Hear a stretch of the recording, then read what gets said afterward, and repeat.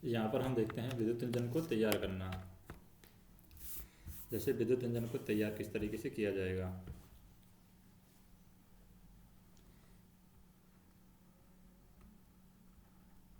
Engine को तैयार करना। इंजन को तैयार करने के लिए क्या होगा, लोको पायलट तथा सहायक लोको पायलट के द्वारा शेड, यार्ड या रोड साइड सेक्शन से चार्ज लेते समय इंजन को तैयार करना होता है। जब भी लोको पायलट शेड से चार्ज लेता है या फिर यार्ड से चार्ज लेता है या फिर रोड साइड से चार्ज लेता है, तब क्या करेगा, रोड साइड से सेक्शन से चार्ज लेते समय वह इंजन को तैयार करता है। और WG5 को इंजन के तैयार करने की बात कर रहे हैं तो सामान्यतः वो क्या देखता है, सबसे पहले सामान्यतः वह सबसे पहले क्या करेगा, शेड कर्मचारी या वरिष्ठ अनुभागीय इंजीनियर से इंजन लॉगबुक व इंजन की चाबियाँ प्राप्त करेगा। लॉगबुक प्राप्त करेगा और इंजन की चाबियाँ वो लेगा। दूसरा काम क्या करना है उसको, इंजन लॉगबुक को वो पढ़ेगा और उसमें जो भी अनुदेश लिखे गए हैं, जो भी उल्लेख किया गया है, अनुदेश लिखे गए हैं, उनका वो नोट करेगा। तीसरा काम क्या करेगा, वो सुनिश्चित करेगा कि इंजन OHE वायर के नीचे खड़ा है और इसे हैंड ब्रेक और लकड़ी के गुटकों से सुरक्षित किया गया है। तो वो ये देखेगा कि इंजन है हमारा OHE के नीचे खड़ा हुआ है, OHE वायर के नीचे खड़ा हुआ है और इसे हैंड ब्रेक और लकड़ी के गुटकों से उसको सुरक्षित किया गया है। फिर बात करते हैं कॉरिडोर 1 अंडर ट्रैक में, कैब 1 से कैब 2। कॉरिडोर 1, कॉरिडोर 1 है अंडर ट्रक में कैब 1 से कैब 2। अंडर ट्रक में कैब 1 से कैब 2 के बीच में वो क्या चेक करेगा, तो पहले देखेगा कि सभी पाइप है वो ठीक तरीके से जोड़ा गया है कि नहीं जोड़ा गया है, उनको रेल की सीध में रखा गया है या नहीं रखा गया, वो चेक करेगा। फिर क्या देखेगा वो, फिर देखेगा कि रेत के जो बक्से हैं उन रेत के बक्सों में सूखी रेत रखी गई है या नहीं रखी गई है, और सभी रेत कॉक है वो खुली स्थिति में है क्या नहीं है, वो भी वो चेक करेगा कि रेत के बक्सों में सूखी रेत रखी गई है और सभी रेत कॉक हैं वो खुली स्थिति में है या नहीं है। तीसरा काम वो चेक करेगा कि बॉडी और बोगी के बीच सभी फ्लेक्सिबल शंट है, क्या फ्लेक्सिबल शंट वो ठीक तरीके से कसे गए हैं या नहीं कसे गए हैं, वो भी वो चेक करेगा, वो सुरक्षित हैं या नहीं है। चौथा वो चेक करेगा सभी एक्सल बॉक्सों का फ्रंट कवर के साथ फिट किया गया है या नहीं किया गया है, वॉल्ट को कस दिया गया है या नहीं कसा गया है, स्टेप प्लेट्स भी इंटैक्ट हैं या नहीं है, वो चेक करेगा। पांचवा क्या काम करेगा वो, पांचवा काम करेगा एक्सल बॉक्स तथा बोगी हॉर्न के बीच लाइनर प्लेट ठीक तरीके से लगे हैं, वो चेक करेगा कि एक्सल बॉक्स और बोगी हॉर्न के बीच में क्या है, लाइनर प्लेट है ठीक से कसे हैं या नहीं कसे गए हैं, वो चेक करेगा। छठवा वो पॉइंट चेक करेगा कि सेंटर पिवेट, सेफ्टी पिन और इसकी स्प्लिट पिन ठीक तरीके से लगे हैं या नहीं लगे गए हैं, वो ये चेक करेगा। सेंटर पिवेट, सेफ्टी पिन और इसकी जो स्प्लिट पिन है, क्या है इसकी स्प्लिट पिन या नहीं कसे गए हैं, वो ये चेक करेगा। फिर क्या चेक करेगा वो, सातवां पॉइंट चेक करेगा equalising beam, helical spring, bogie frame व अन्य सहायक उपकरणों में किसी भी प्रकार की दरार या असामान्यता है उसको वो चेक करेगा। आठवां पॉइंट वो चेक करेगा equalising beam, safety bracket, tie bolt ठीक तरीके से लगे हैं और उन्हें उचित रूप से सुरक्षित किया गया है, वो ये चेक करेगा। नौवां पॉइंट वो चेक करेगा इक्वलाइजिंग बीम वॉगी फ्रेम को स्पर्श कर रही है, तो वो चेक करेगा, किसको चेक करेगा, वॉगी फ्रेम को वो चेक करेगा कि इक्वलाइजिंग बीम वॉगी फ्रेम को स्पर्श कर रही है या नहीं कर रही है, यानी इक्वलाइजिंग बीम वॉगी फ्रेम को स्पर्श नहीं करनी चाहिए, वो चेक करेगा। 10वां काम वो चेक करेगा सेंटर पिवेट और साइड विरियरन में तेल का स्तर साइफनिंग हॉल से ऊपर होना चाहिए, किससे ऊपर, साइफनिंग हॉल से ऊपर होना चाहिए, वो चेक करेगा। एयर डक्ट अपने स्थान से हटे नहीं होने चाहिए, वो ये चेक करेगा। एयर डक्ट हैं अपने स्थान पर ही रहने चाहिए। 12वां पॉइंट वो चेक करेगा सभी ब्रेक सिलेंडरों को सुरक्षित करने वाले bolt, slack adjuster, brake shoe, brake pull rod, J bracket, tie bar, brake assembly hanger pin व अन्य ब्रेक रैगिंग को उचित तरीके से सुरक्षित किया गया है। वो चेक करेगा कि ब्रेक रैगिंग जो भी हैं उनको उचित तरीके से सुरक्षित रखा गया है या नहीं रखा गया है। नमी को ड्रेन कर दिया गया है, सभी ड्रेन कॉक बंद कर दिए गए हैं, वो ये चेक करेगा। 14वां वो चेक करेगा दोनों बोगी ब्रेक सिलेंडर कटआउट खुली स्थिति में होनी चाहिए। कटआउट है यहाँ पर, खुली स्थिति में होनी चाहिए। दोनों बोगी ब्रेक सिलेंडर के कटआउट है वो खुली स्थिति में होनी चाहिए। 15वां वो चेक करेगा MR सेफ्टी वॉल्व कॉक यदि दिया गया है तो वो खुली स्थिति में होनी चाहिए, MR का सेफ्टी वॉल्व कॉक। और 16वां वो चेक करेगा ऑटो ड्रेन वॉल्व कॉक खुली स्थिति में है, ऑटो ड्रेन वॉल्व कॉक है वो खुली स्थिति में है या नहीं है, वो ये चेक करेगा। एयर ड्रायर कॉक है वो सामान्य स्थिति में होनी चाहिए, एयर ड्रायर कॉक वो सामान्य स्थिति में होना चाहिए, वो ये चेक करेगा। फिर हम बात करते हैं कैब 2 के सामने वाला हिस्सा। किसकी बात करते हैं? कैब 2 के सामने वाला हिस्सा। कैब 2 के सामने वाला हिस्सा। कैब 2 के सामने वाला हिस्सा कैसा होना चाहिए? जैसे कि कैब 2 के सामने वाले हिस्से में देखते हैं कैटल गार्ड व रेल गार्ड को वो चेक करेगा, उचित तरीके से फिट किया गया है या नहीं किया गया है, वो चेक करेगा। दूसरा वो बफर में ग्रीस लगाया गया है, वो चेक करेगा कि बफर में ग्रीस लगाया गया है, इसके फाउंडेशन बोल्ट कसे गए हैं, वे झुके हुए या दबे हुए तो नहीं हैं, वो ये चेक करेगा। तीसरा वो चेक करेगा CVC का खुलना और बंद होना ठीक से होता है या नहीं होता है, वो चेक करेगा। इसमें ऑपरेटिंग हैंडल और लॉगिंग पिन लगी हुई है, वो ये चेक करेगा। चौथा वो चेक करेगा स्क्रू कपलिंग को हुक से सुरक्षित किया गया है। किसको? स्क्रू कपलिंग को, स्क्रू कपलिंग को हुक से सुरक्षित किया गया है कि नहीं किया गया है, वो ये चेक करेगा। 5वां वो चेक करेगा क्या इलेक्ट्रिकल जंपर केबल को उनके सॉकेट में उचित रूप से सुरक्षित किया गया है। किसको? इलेक्ट्रिकल जंपर केबल को, इलेक्ट्रिकल जंपर केबल को उनके सॉकेट में उचित रूप से सुरक्षित किया गया है। 6वां वो चेक करेगा सभी BP और FP को उचित तौर पर ठीक तरीके से लगे गए हैं, इसे डमी पर रबर वॉशर के द्वारा या रबर वॉशर के साथ में सुरक्षित किया गया है। तो यहाँ पर वो चेक करेगा कि BP और FP को उचित तौर पर ठीक तरह से लगे हैं, इसे डमी पर रख करके रबर वॉशर के साथ सुरक्षित किया गया है, वो ये चेक करेगा। 7वां वो चेक करेगा MR और VC इक्वलाइजिंग पाइप को रबर वाशर लगे हैं कि नहीं लगे हैं। MR और VC जो इक्वलाइजिंग पाइप है उसको रबर वाशर लगे हैं या नहीं लगे हैं, उनके एंगल कॉक बंद स्थिति में है, वो चेक करेगा। 8वां वो चेक करेगा कि lookout glass, headlight, flasher light, marker light एवं स्वच्छ कर दिए गए हैं, वो ये चेक करेगा। फिर आ जाते हैं हम कॉरिडोर नंबर 2 में। कॉरिडोर नंबर 2 में क्या चेक करेगा? कैब 1 से कैब 2 की तरफ। तो कॉरिडोर 2 में आ जाते हैं। कॉरिडोर 2 में क्या करेगा? स्पीडोमीटर, एक्सल जनरेटर की विधिवत क्लैंप और जंजीरबंद कर दिया गया है। किसको? स्पीडोमीटर और एक्सल जनरेटर को, स्पीडोमीटर और एक्सल जनरेटर को विधिवत क्लैंप और जंजीरबंद कर दिया गया है। विधिवत क्लैंप व जंजीरबंद कर दिया गया है, तो वो चेक करेगा। और उसके तारों को उचित तौर पर सुरक्षित किया गया है, वो चेक करेगा। दूसरा वो चेक करेगा 6 kg/cm², फीड वाल्व कॉक खुली स्थिति में है, वो चेक करेगा। 6 kg/cm², फीड वाल्व है, फीड वाल्व है, ये खुली स्थिति में है, तो वो चेक करेगा। फिर R1 कॉक खुली स्थिति में है कि नहीं है, वो चेक करेगा। R1 कॉक खुली स्थिति में है, वो चेक करेगा। 5वां काम वो चेक करेगा bogie brake cylinder cutout cock 1 तथा MR4 कॉक खुली स्थिति में है।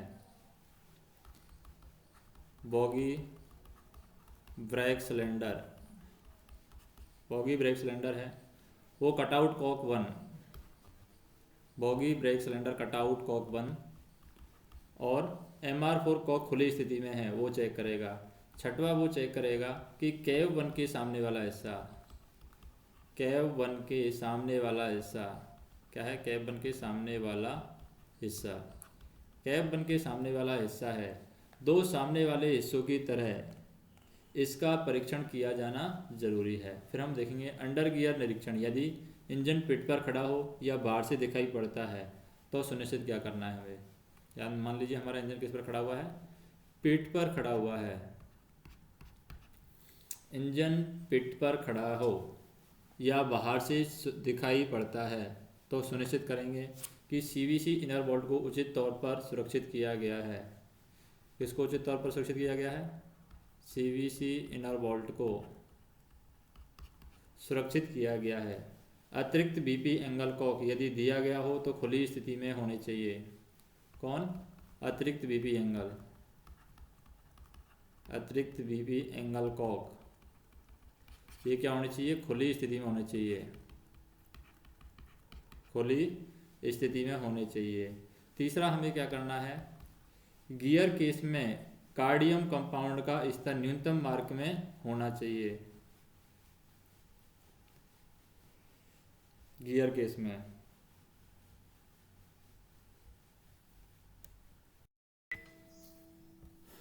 तो यहाँ पर हम देखें जैसे कि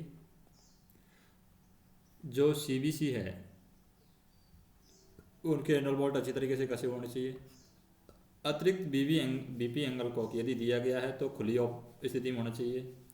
तीसरा हम देखें गियर केस में कार्डियम कंपाउंड का स्तर न्यूनतम मार्क से ऊपर होना चाहिए। किसमें, गियर केस में जो कार्डियम कंपाउंड है, कार्डियम कंपाउंड का स्तर न्यूनतम मार्क से ऊपर में होना चाहिए।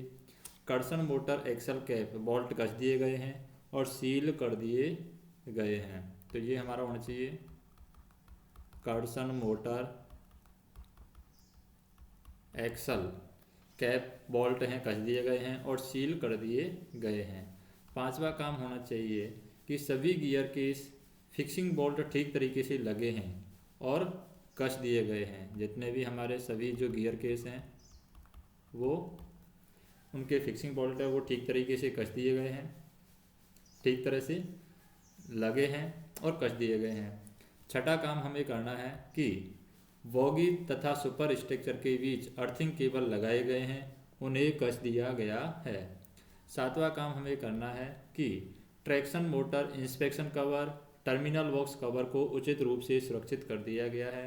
आठवां काम हमें करना है ट्रैक्शन मोटर केबल को लकड़ी के क्लिट्स में उचित रूप से सुरक्षित कर दिया गया है। नौवां काम हमें करना है सस्पेंशन बेयरिंग पंप कवर के नट बोल्ट को, किसको,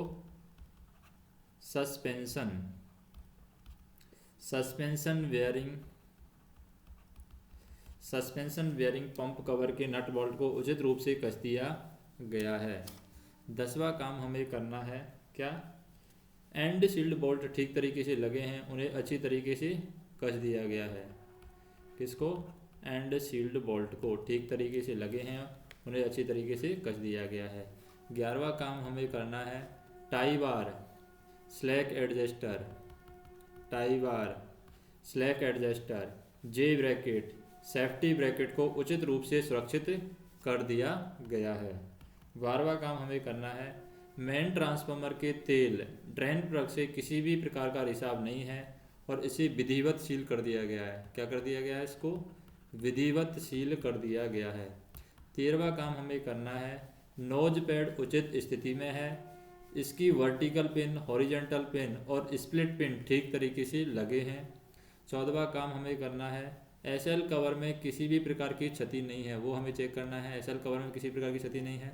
15वां काम हमें करना है चक्कों में किसी भी प्रकार के गड्ढे के निशान नहीं होने चाहिए। किसमें, चक्कों में किसी भी प्रकार के गड्ढों के निशान नहीं होने चाहिए। अब बात करते हैं कैब 2 के परीक्षण की। किसकी बात करते हैं, कैब 2 का परीक्षण।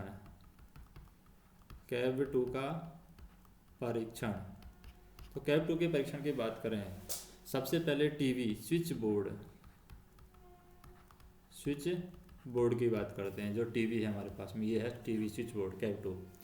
हमें क्या करना है, HBO को ऑन करना है। HBO को ऑन करने के बाद में जुवा को दबा करके, जुवा बटन दबाना है। जुवा को दबा करके बैटरी वोल्टेज की हमें जांच करनी है। बैटरी वोल्टेज 85 वोल्ट से अधिक होना चाहिए।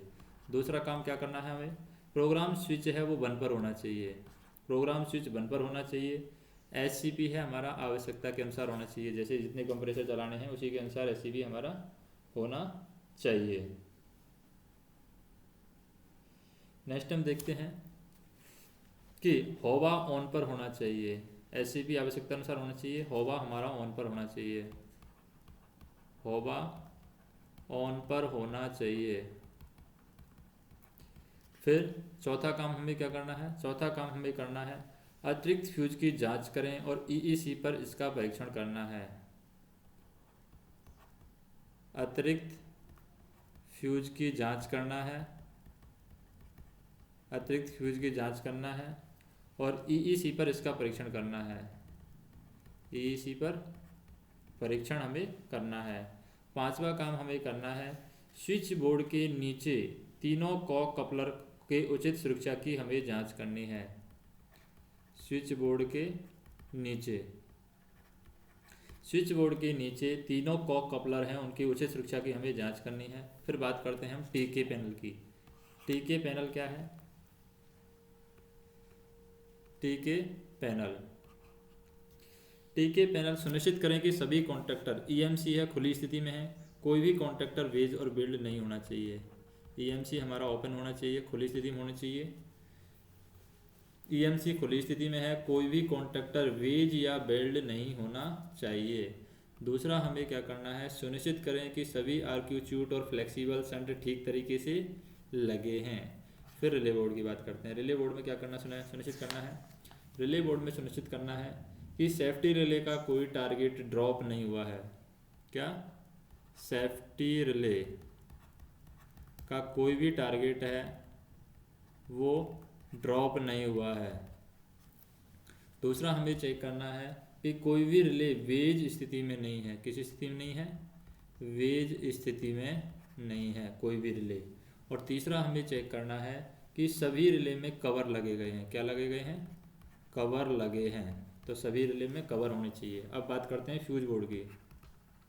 फ्यूज बोर्ड, फ्यूज बोर्ड क्या है, तो सभी फ्यूज है अपने सॉकेट में टाइट स्थिति में होनी चाहिए। किस में होने चाहिए, ये टाइट स्थिति में होनी चाहिए। सभी फ्यूज अपने सॉकेट में टाइट स्थिति में होनी चाहिए।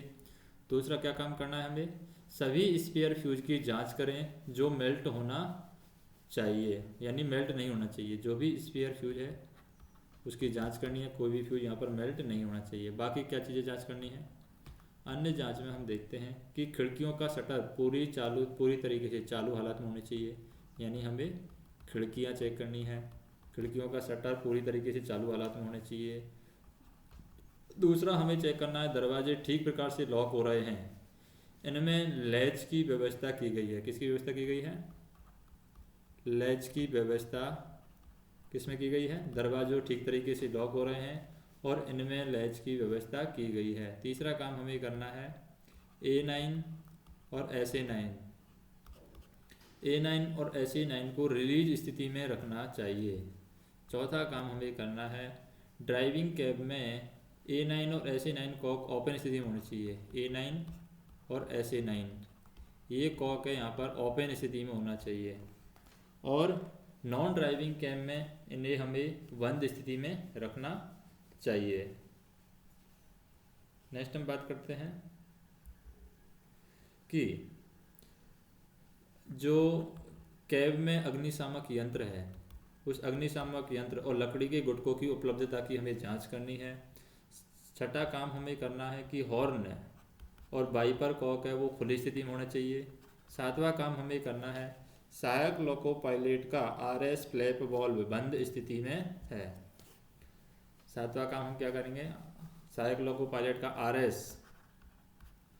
RS फ्लैप वॉल्व है वो बंद स्थिति में होना चाहिए। अब बात करते हैं कॉरिडोर 1 की। कॉरिडोर 1 में हम जाते हैं कैब 2 से कैब 1 की तरफ, तब हमें क्या चेक करना है। कॉरिडोर 2 में जा रहे हैं हम, कॉरिडोर 1 में जा रहे हैं कैब 2 से कैब 1 की तरफ, तो क्या क्या चेक करेंगे। पहले कैब 2 के पीछे दिए गए रिले कवर बंद और सील कर दिया गया है, वो हम चेक करेंगे। LTVA सुरक्षित है, LTVA को सुरक्षित स्थिति हम चेक करेंगे। CHVA एमीटर है वो 0 दर्शा रहा है, ये चेक करेंगे। HVA को 0 पर रखने पर सर्किट ब्रेकर सामान्य स्थिति में होना चाहिए। फिर हम देखेंगे C118 है, ओपन स्थिति में है। R118 है, उसका कवर बराबर है। फिर पांचवा पॉइंट हम चेक करेंगे कि HVSI 1 तथा 2 सामान्य स्थिति में है। कौन सा HVSI 1 और 2 है, ये सामान्य स्थिति में रहनी चाहिए। फिर सभी टेलटेल फ्यूज है RSI ब्लॉक पर बराबर हैं, ये हमें चेक करना है। सभी टेलटेल फ्यूज RSI ब्लॉक पर बराबर हैं, वो हमें चेक करना है। फिर हमें चेक करना है शंटिंग कॉन्टैक्टर, लाइन कॉन्टैक्टर और ग्रेजुएटर 1 2 3 के आर्क सूट सही हैं, वो हमें चेक करना है। फिर हमें चेक करना है GR का तेल का स्तर -20 डिग्री से +20 डिग्री। GR का तेल का स्तर क्या चाहिए, GR का तेल का स्तर है -20 डिग्री सेल्सियस से +20 डिग्री सेल्सियस के बीच चाहिए। फिर नौवां काम हमें करना है HOM हैंडल नॉर्मल स्थिति में है और इसकी सभी चाबियां बराबर हैं, वो हमें चेक करना है। HOM हैंडल किस स्थिति में होना चाहिए, नॉर्मल स्थिति में होना चाहिए और इसकी सभी चाबियों को बराबर रखना है। फिर हमें 10वां पॉइंट चेक करना है MCP में तेल का स्तर न्यूनतम मार्क के ऊपर होना चाहिए। MCP में तेल का स्तर कहाँ पर होना चाहिए, न्यूनतम मार्क पर होना चाहिए। फिर 11वें पॉइंट में हमें क्या चेक करना है, IP वॉल्व का आइसोलेटिंग कॉक खुली स्थिति में होना चाहिए। IP वॉल्व का जो आइसोलेटिंग कॉक है, आइसोलेटिंग कॉक वो खुली स्थिति में होना चाहिए। 12वां पॉइंट हमें चेक करना है C3W डिस्ट्रीब्यूटर वाल्व का आइसोलेटिंग हैंडल सर्विस में है और P&G हैंडल अपेक्षित स्थिति में है। C3W डिस्ट्रीब्यूटर वाल्व है, तो C3W डिस्ट्रीब्यूटर वाल्व का आइसोलेटिंग हैंडल है वो कहाँ पर होना चाहिए, सर्विस में होना चाहिए और P&G हैंडल अपेक्षित स्थिति में होना चाहिए, P&G हैंडल। 13वां पॉइंट हम देखें, 13वां पॉइंट क्या है, BEPT1 कॉक है वो खुली स्थिति में होना चाहिए। BEPT1 बल्ब कॉक है वो कैसे होना चाहिए, ओपन में होनी चाहिए, यानी खुली स्थिति में होना चाहिए। 14वां हम देखें, 14वां क्या है, VEAD और VEUL 1 2 3 कॉक के वाल्व के कॉक खुली स्थिति में होना चाहिए। किसका, VEAD तथा VEUL, VEAD और VEUL 1 2 3 वाल्व के कॉक खुली स्थिति में होनी चाहिए।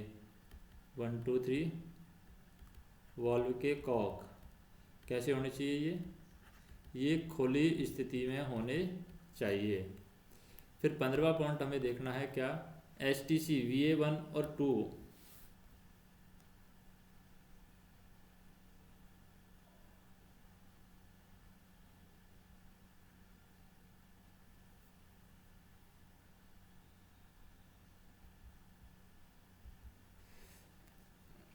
STC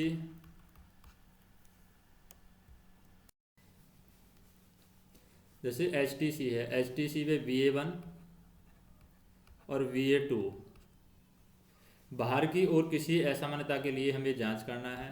16वां काम हमें क्या करना है, MBMT1 and 2, MBMT1 and 2 MCP में किसी प्रकार की असामान्यता की हमें जांच करनी है। MCP में किसी भी प्रकार की अगर असामान्यता है तो उसका हमें चेक करना है, जांच करना है।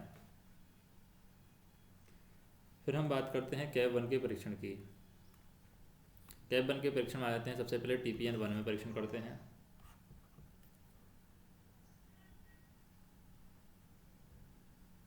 जैसे TPN 1 में MCPA का तेल स्तर न्यूनतम मार्क से ऊपर है, वो हमें चेक करना है।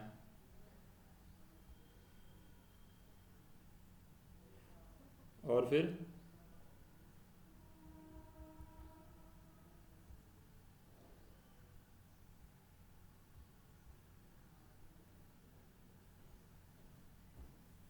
यहाँ पर MCPA का तेल स्तर न्यूनतम मार्ग पर होना चाहिए, वो हमें चेक करना है। फिर दूसरा नंबर हमें चेक करना है VESA RAL और RGCP कॉक खुली स्थिति में होना चाहिए। RGCP कॉक है, ये खुली स्थिति में होना चाहिए। तीसरा हमें चेक करना है क्या, MCPA एंड ER की ड्रेन कॉक है बंद स्थिति में होनी चाहिए। MCPA और ER इनकी ड्रेन कॉक है वो बंद स्थिति में होने चाहिए। अब बात करते हैं TPN2 की। TPN2 में हमें क्या चेक करना है। TPN2 में हम चेक करते हैं जैसे कि MU2B के पहले लीडिंग इंजन में लीड स्थिति में रखा गया है। जैसे MU2B को पहले क्या है, लीडिंग इंजन में लीड पर रखा गया है। MU2B को लीडिंग इंजन में लीड स्थिति में रखा गया है और सभी पिछले इंजनों में ट्रेल स्थिति में रखा गया है। और RGEV2 कॉक है वो ओपन स्थिति में होनी चाहिए। इसके अंदर जो RGEV2 कॉक है, RGEV2 ये कॉक है, ये कैसे होनी चाहिए, ये ओपन होनी चाहिए, खुली होनी चाहिए। अब बात करते हैं TPN3 की।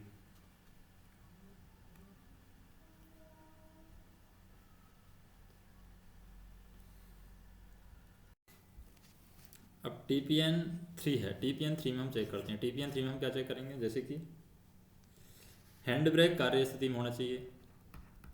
हैंड ब्रेक ये कार्य करना चाहिए, कार्यरत स्थिति में होना चाहिए। फिर हमें क्या चेक करना है, PT box spare, BP, FP pipe, अग्निशमन यंत्र और लकड़ी के गुटके भी यहाँ पर उपलब्ध होने चाहिए। क्या क्या उपलब्ध होने चाहिए, PT बॉक्स स्पेयर, फिर है FP pipe, PT box spare, FP pipe, अग्निशामक यंत्र और लकड़ी के गुटके। क्या, लकड़ी के गुटके ये भी यहाँ पर उपलब्ध होने चाहिए। फिर हम बात करते हैं कि और अन्य क्या क्या चीज़ हमें चेक करनी है TPN3 में के थ्रू।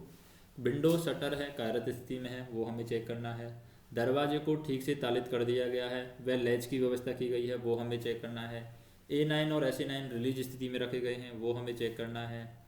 A9 और SA9 कॉक है वो ड्राइविंग कैब में खुली स्थिति में है और सभी नॉन ड्राइविंग कैब है वो बंद स्थिति में है, वो हमें चेक करना है। पांचवा पॉइंट हमें चेक करना है A8 BP चार्जिंग और LNT कॉक कार्यरत लॉकों में खुली और अकार्यत लॉकों में बंद स्थिति में है, तो वो हमें चेक करना है।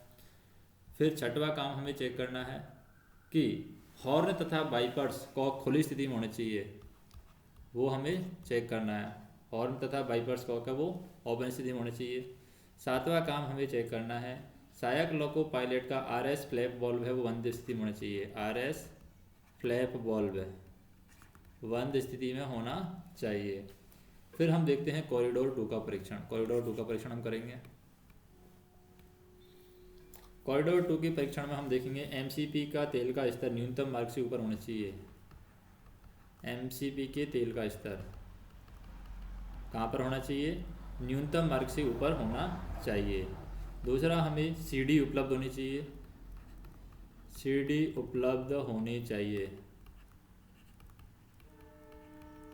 तीसरा हमें चेक करना है main transformer oil level bottom volt 15 degree Celsius से ऊपर होना चाहिए, 15 डिग्री सेल्सियस से ऊपर होना चाहिए। चौथा काम हमें चेक करना है QF12 रिले में कोई टारगेट संकेत नहीं है। QF12 रिले इसमें कोई टारगेट संकेत नहीं है, वो हमें चेक करना है। टारगेट संकेत नहीं है, वो हमें चेक करना है। फिर पांचवा हमें चेक करना है ZSM-GR हैंडल को उनके सॉकेट में वर्टिकल स्थिति में फिट किया गया है, वो हमें चेक करना है। ZSM-GR हैंडल, तो ZSM-GR हैंडल है उसके सॉकेट में वर्टिकल स्थिति में फिट किया गया है, वो चेक करना चाहिए। छठवा हमें चेक करना है ZSMS स्विच 0 पोजीशन पर रखा गया है। ZSMS स्विच इसको 0 पोजीशन पर रखा गया है, वो हमें चेक करना है। RDJ ड्रेन कॉक बंद स्थिति में रखा गया है, वो हमें चेक करना है। RDJ ड्रेन कॉक वो बंद स्थिति में रखा गया, वो हमें चेक करना है। 8वां हमें चेक करना है HQOP 1 एंड 2 को ऑन स्थिति में रखा गया है। HQOP 1 एंड 2 ये कहाँ पर होनी चाहिए, इनको ऑन स्थिति में रखा गया है, ये हमें चेक करना है। 9वां हमें चेक करना है BePT2 और VE कॉक है वो खुली स्थिति में होनी चाहिए। BePT2 और VE कॉक वो कैसे होनी चाहिए, ओपन स्थिति में होनी चाहिए, वो हमें चेक करना है। 10वां पॉइंट हमें चेक करना है Arno MBMT 1 एंड 2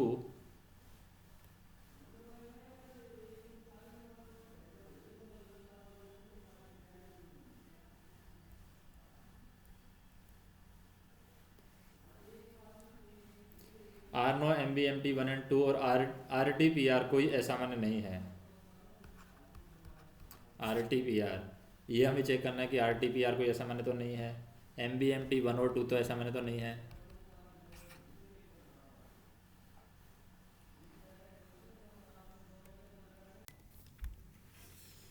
नेक्स्ट हम देखें यहाँ पर, जैसे कि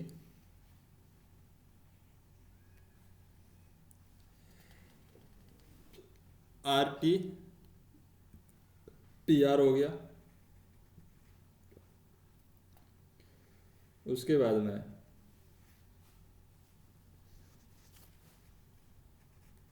हमें यहाँ पर देखना है जैसे विंडो शटर कार्यरत स्थिति में है या नहीं है, दरवाजे ठीक से तालित हैं या नहीं है, वो हमें देखना है। और फिर WAG5 लॉकों के अंडर ट्रैक में लगे उपकरण हम देखेंगे कि अंडर ट्रक में क्या क्या उपकरण लगे हुए हैं। WAG5 लॉकों के अंडर ट्रक में यानी कॉरिडोरों के नीचे अंडर ट्रक में क्या क्या उपकरण लगे हुए हैं वो हम देखेंगे। जैसे ऑक्सिलरी सप्लाई ड्रेन कॉक चक्का नंबर 1 के बाईं तरफ लगी हुई है। ऑक्सिलरी सप्लाई की ड्रेन कॉक कहाँ पर लगी हुई है, ड्रेन कॉक लगी हुई है चक्का नंबर 1 के बाईं तरफ पायदान के पास। दूसरा लगा हुआ है CDC MR1 से पहले लगा हुआ है, CDC MR1 से पहले लगा हुआ है। फिर हमें चेक करना है तीसरा क्या, MR1 और MR2 कॉरिडोर 1 के नीचे, MR1 और MR2 ये लगा हुआ है कॉरिडोर 1 के नीचे, कॉरिडोर नंबर 1 के नीचे लगा हुआ है। चौथा हम देखें कंट्रोल रिजर्वायर, कंट्रोल रिजर्वायर है ये ट्रांसफार्मर के बाजू में कैब 1 की तरफ लगा हुआ है। कंट्रोल रिजर्वायर कहाँ पर लगा हुआ है, ट्रांसफार्मर के बाजू में कैब 1 की तरफ लगा हुआ है, कैब 1 की तरफ। पांचवा हम देखें, पांचवा क्या है, additional C2 relay valve MR1 के पीछे, एडिशनल C2 रिले वॉल्व ये लगा हुआ है MR1 के पीछे, MR1 के पीछे लगा हुआ है। चौथा हम नेक्स्ट हम देखें कि DJ ऑयल सेपरेटर MR1 के से सामने, DJ ऑयल सेपरेटर है ये MR1 से सामने लगा हुआ है। सातवां पॉइंट है हमारे पास में auto drain valve Kock MR1 और MR2 के बीच में लगा हुआ है, ऑटो ड्रेन वॉल्व कॉक। 9वां पॉइंट है हमारे पास में कि MR सेफ्टी वॉल्व है, MR सेफ्टी वॉल्व ये MR2 के बाद लगा हुआ है 10 और MR सेफ्टी वॉल्व का जो प्रेशर है वो दे रखा है 10.5 kg/cm²। 10वां है हमारे पास SL1 चक्का नंबर 7 के पहले लगा हुआ है SL1। वॉगी नंबर 2 कटआउट कॉक है SL1 के ऊपर लगा हुआ है, SL1 के ऊपर वॉगी नंबर 2 कटआउट कॉक। फिर 12वां पॉइंट है हमारे पास में एयर इनटेक कॉक SL1 के पास, एयर इनटेक कॉक कहाँ पर लगा हुआ है ये SL1 के पास में, SL1 के पास। अब बात करते हैं हम कॉरिडोर 1 के नीचे कैब 2 से कैब 1 की तरफ, कॉरिडोर 2 के नीचे, कॉरिडोर 2 के नीचे कैब 2 से कैब 1 की तरफ,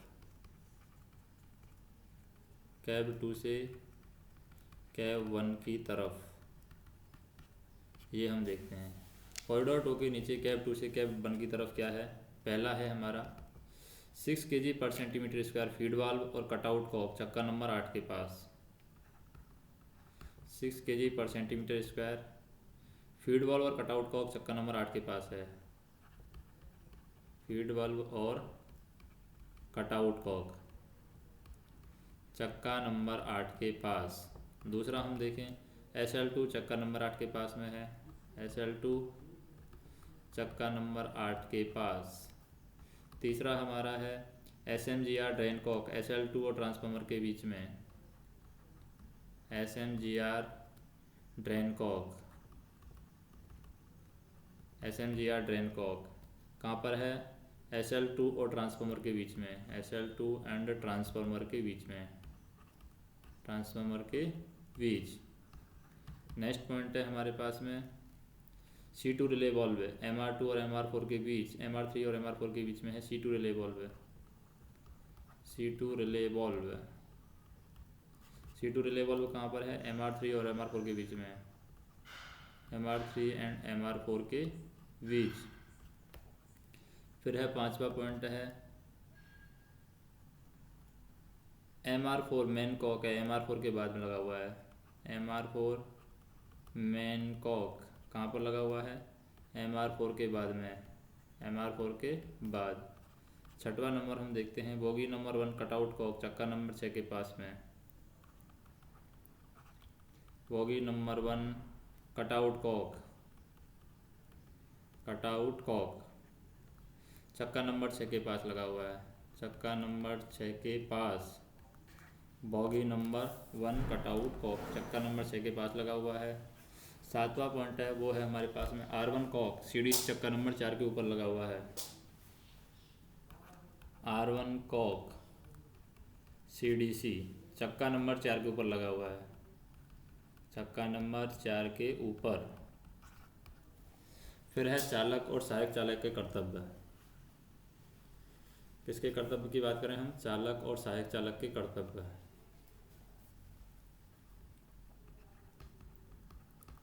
चालक व सहायक चालक के कर्तव्य क्या क्या हैं? तो जैसे ड्यूटी आने से पहले के कर्तव्य की हम बात करें, ड्यूटी आने से पहले तो चालक और सहायक चालक के कर्तव्य हैं, ये हम पहले देख चुके हैं। हम देखते हैं पहले ड्यूटी पर आने से पहले क्या कर्तव्य हैं। ड्यूटी पर आने से पहले तो पहले हम क्या करेंगे? ड्यूटी पर आने से पहले पूर्ण विश्राम कर लेना चाहिए और उचित वर्दी में आना चाहिए, उचित वर्दी में और सही समय पर आना चाहिए, यानी उचित वर्दी में सुव्यवस्थित ढंग से उपलब्ध रहे। ड्यूटी पर आने से पूर्व ड्यूटी के दौरान किसी भी प्रकार का मादक पेय और संवेदन मादक या उत्तेजित दवा न लें और न ही उसका प्रयोग करना है। चौथा, हमें निर्धारित स्थान पर सही समय पर उपस्थित होना है, सही समय पर उपस्थित होना है। पांचवा, हमें सभी सर्कुलर के निर्देश पढ़ना है और उनका अध्ययन हमें करना है। छठवां, हमें क्या करना है कि साइन ऑन करने से पूर्व श्वास परीक्षण कराएं, यानी कि VA टेस्ट हमें करवाना है, VA टेस्ट। साइन ऑन करने से पूर्व VA टेस्ट कराएं। साइन ऑन करते समय आवश्यक कॉलम हमें भरना है। सातवां पॉइंट हम देखें, सेडमैन या CRC से डिपार्चर स्लिप और लॉकों की चाबियां लें या क्रू चेंजिंग पॉइंट की तरफ जाना है। फिर आठवां पॉइंट है कि सुपरवाइजर के हस्ताक्षरित महत्वपूर्ण नियमों की हमें जानकारी लेनी है। फिर हम बात करते हैं इंजन का चार्ज लेते समय क्या करना है। इंजन का चार्ज लेते समय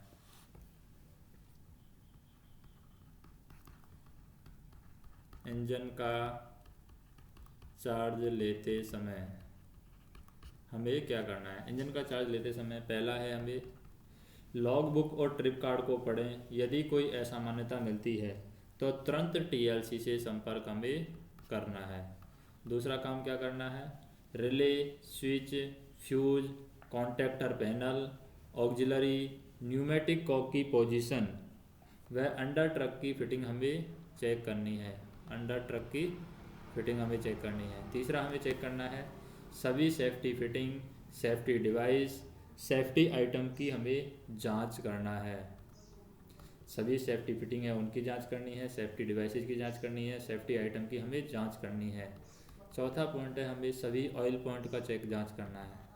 किसकी जांच करनी है? ऑयल पॉइंट की हमें जांच करनी है। पांचवा पॉइंट है हमारा, सुनिश्चित करें कि flasher light, marker light, cab light, corridor light, HTC सभी की लाइटें सही तरीके से जल रही हों। फिर आठवां पॉइंट हमें क्या करना है? आठवां पॉइंट हमें चेक करना है, इंजन एनर्जाइज करें और सभी ऑक्सिलरी के कार्य की हमें जांच करनी है। इंजन एनर्जाइज करें और सभी ऑक्सिलरी के कार्य की हमें जांच करनी है। नौवां जांच हमें करना है कि कंप्रेसर की क्षमता की जांच डमी पाम एंड पर करें। क्या करें? डमी पाम एंड पर हमें कंप्रेसर की क्षमता की जांच करनी है। फिर हमें क्या जांच करना है? लॉको का रेस्पॉन्ड हमें चेक करना है। लॉको का रेस्पॉन्ड चेक करना है। 11वां हमें चेक करना है, लॉको ब्रेक पावर की हमें जांच करनी है। लॉको ब्रेक पावर, इसकी हमें जांच करनी है। फिर हम देखते हैं गाड़ी रवाना करने से पहले हमें क्या चेक करना है। गाड़ी रवाना करने से पहले, गाड़ी रवाना करने से पहले हमें क्या क्या चीज़ चेक करनी चाहिए? गार्ड के साथ अपनी घड़ी को मिलाना है।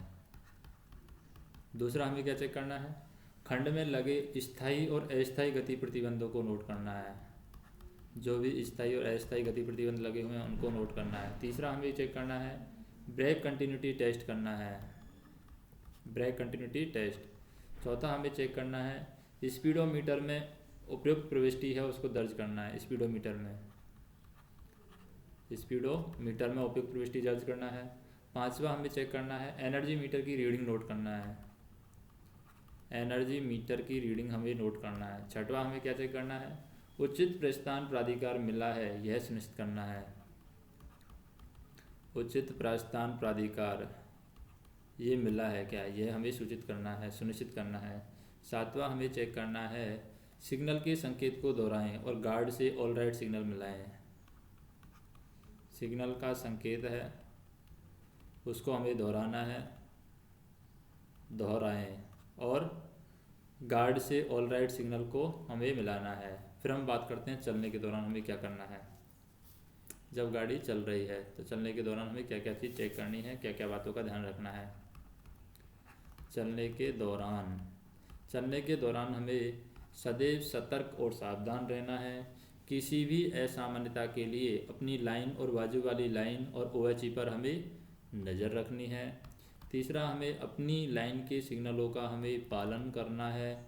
चौथा, हमें लोको पायलट सिग्नलों को जोर से दोहराएगा और सुनिश्चित करेगा कि सहायक चालक सिग्नलों को सही कॉल आउट कर रहा है। पांचवा, हमें चेक करना है स्थायी और अस्थायी गति प्रतिबंधों का कड़ाई से हमें पालन करना है। छठवां, हमें बार बार पीछे मुड़ करके देखें पूरी गाड़ी सुरक्षित व उचित ढंग से पीछे आ रही है या नहीं, यह हमें सुनिश्चित करना है।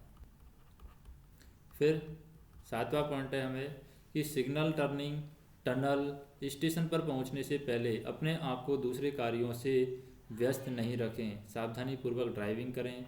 आठवां, हमें काम करना है गाड़ी लाइन पर कार्य कर रहे गैंगमैन या कर्मचारी सहित संपर्क फाटक को पार करते हैं तो PWI गैंगमैन के द्वारा हाथ सिग्नल दिखाने पर अपनी गाड़ी खड़ी करने के लिए तैयार रहें।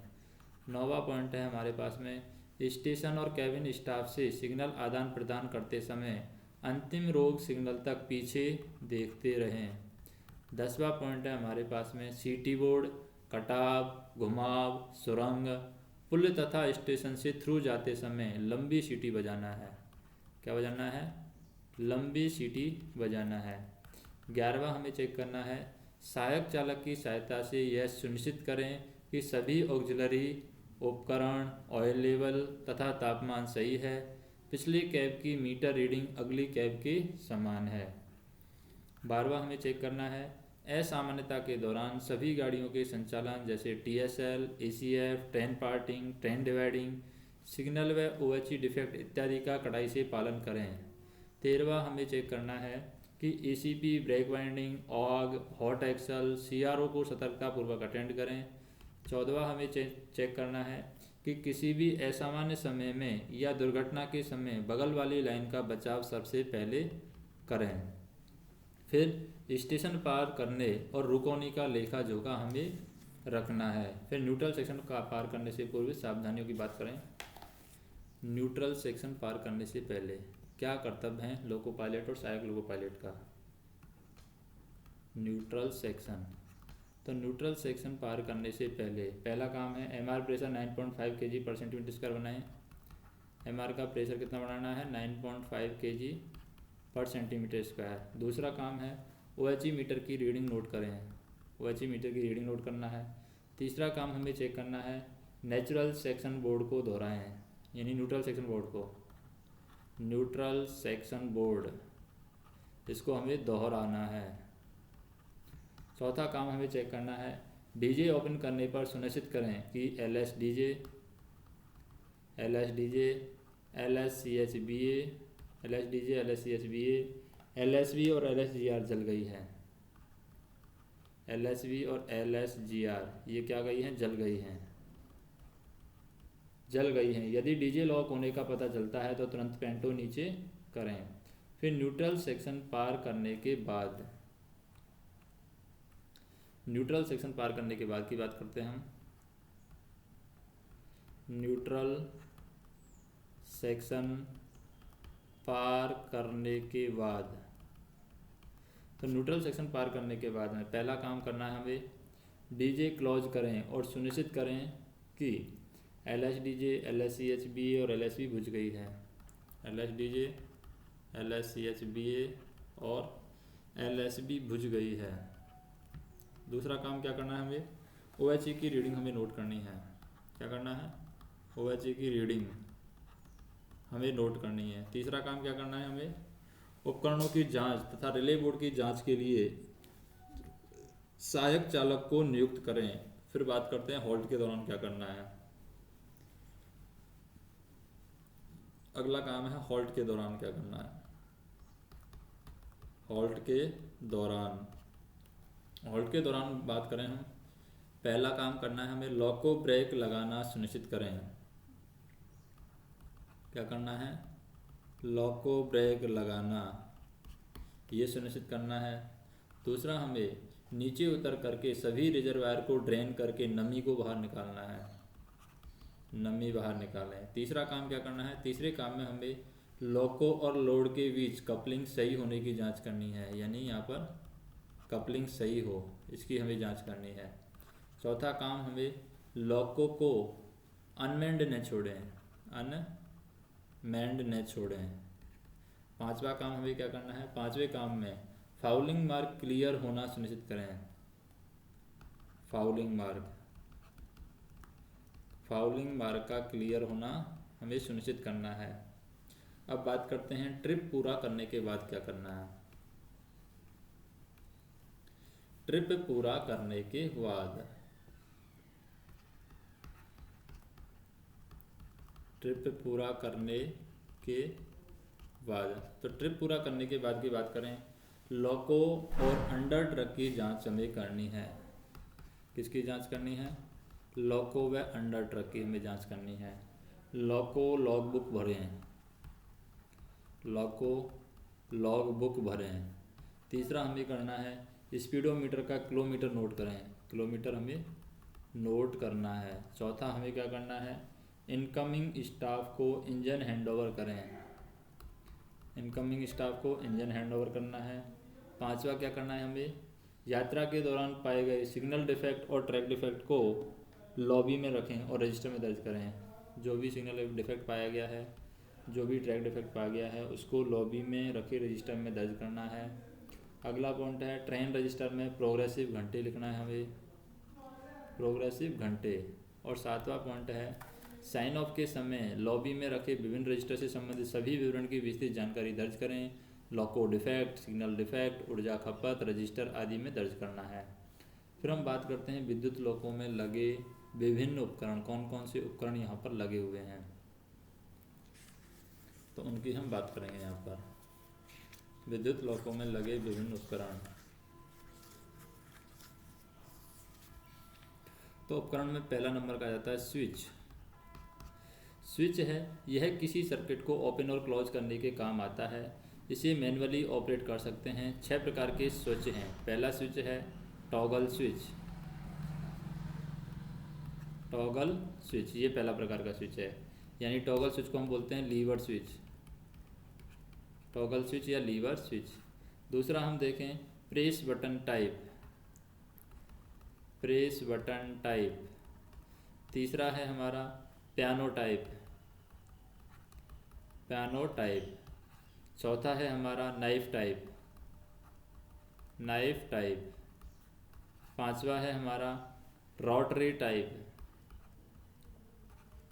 Rotary type. और छठवा है हमारा पेडल स्विच, रोटरी स्विच है और एक है हमारा पेडल स्विच, पेडल स्विच। अब बात करते हैं टॉगल टाइप या लीवर टाइप जो स्विच है। पहला है हमारा टॉगल टाइप या लीवर स्विच। तो टॉगल टाइप है या फिर हम बोल सकते हैं लीवर टाइप है। विद्युत लॉकों में कैब लाइट और बीएल स्विच इसी प्रकार के स्विच हैं। कौन कौन? कैब लाइट व वीएल स्विच। तो विद्युत लॉकों में कैब लाइट और वीएल स्विच इसी प्रकार के स्विच हैं। फिर बात करते हैं press button type.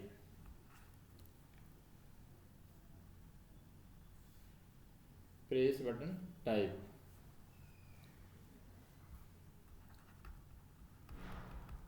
Press button type. Press button type में हम बात करें विद्युत लॉकों में BP1 DJ, BP2 DJ, BP1 DJ, BP2 DJ, फिर BPP, BPR, BPP, BPR और BPT। ये 5 स्विच हैं जो इस प्रकार के स्विच हैं। यानी हम कह सकते हैं विद्युत लॉकों में BP1 DJ, BP2 DJ, BPP, BPR और BPT। ये इसी प्रकार के स्विच हैं जिनको प्रेस टाइप या प्रेस बटन टाइप स्विच कहते हैं। फिर बात करते हैं पियानो टाइप। पियानो टाइप है, पियानो टाइप। पियानो टाइप में क्या होता है? विद्युत लॉकों में कैब फैन स्विच इसी प्रकार का स्विच है पियानो टाइप का। विद्युत लॉकों में cab fan switch, cab fan switch ये हमारा है पियानो टाइप। फिर है हमारा knife type, knife type. Knife type switch की बात करें, विद्युत लॉकों में लगी नाइफ टाइप स्विच को ऑन एवं ऑफ पोजीशन होती है। यानी विद्युत लॉकों में जो लगा होता है, विद्युत लॉकों में लगा हुआ नाइफ टाइप स्विच ऑन एवं ऑफ पोजीशन में होती है। जैसे कि HQOP1 ये नाइफ टाइप स्विच है, HQOP2 ये नाइफ टाइप स्विच है, और होवा, होवा ये भी हमारा नाइफ टाइप स्विच है। HQOP1, HQOP2 और होवा नाइफ टाइप के स्विच हैं। HQOP1 और HQOP2 HTC में VA2 की दीवार पर लगे हुए हैं। कहाँ पर लगे हुए हैं ये? HTC में VA2 की दीवार पर ये लगे हुए हैं। और होवा स्विच बोर्ड पर लगा हुआ है। होवा कहाँ पर लगा हुआ है? होवा लगा हुआ है स्विच बोर्ड पर, स्विच बोर्ड पर होवा स्विच लगा हुआ है। फिर बात करते हैं रोटरी स्विच की। लॉकों में लगी रोटरी स्विच, उनकी पोजीशन हमें देख सकते हैं कि रोटरी स्विच की पोजीशन क्या है। रोटरी स्विच, रोटरी स्विच क्या है? रोटरी स्विच जैसे रोटरी स्विच की 4 पोजीशन होती हैं, 0, 1, 2, 3। तो 0 पोजीशन पर क्या होता है? 0 पोजीशन पर ऑक्सिलरी और रिले दोनों कार्य नहीं करती हैं। 0 है तो इसका मतलब नहीं करेंगी, तो ऑक्सिलरी हो या फिर रिले हो। 1 पोजीशन पर हम देखें, 1 पोजीशन पर ऑक्सिलरी और रिले दोनों कार्य करती हैं, चाहे ऑक्सिलरी हो चाहे रिले हो। 2 पोजीशन पर हम देखें, 2 पोजीशन पर सिर्फ क्या काम करती है? रिले काम करती है, ऑक्सिलरी कार्य नहीं कर सकती, क्योंकि रिले में 5 एक्स्ट्रा आ रहे हैं और ऑक्सिलरी में ज़्यादा आ रहे हैं, तो इसका मतलब 3 पर होगी ये। तो ऑक्सिलरी यहाँ पर कार्य करेगी, 3 नंबर पोजीशन पर ऑक्सिलरी कार्य करती है, रिले कार्य नहीं करेगी। अब बात करते हैं कि स्विच बोर्ड पर ऐसे स्विच जो हैं वो कौन कौन से हैं। स्विच बोर्ड पर ऐसे स्विच हैं हमारे पास में स्विच बोर्ड पर HVSL1 and 2, HVRH, HVMT1 and 2 और HVSI1 और HVSI2 ये स्विच कॉरिडोर नंबर 1 में संबंधित RSI ब्लॉक पर लगे हुए हैं। कौन कौन से? HVSI1 एंड HVSI2 ये कहाँ पर लगे हुए हैं? स्विच कॉरिडोर नंबर 1 में RSI ब्लॉक पर लगे हुए हैं। ये कहाँ पर लगे हुए हैं? RSI ब्लॉक पर ये लगे हुए हैं। फिर हम बात करते हैं ऐसे स्विच जिनकी 4 पोजीशन होती है।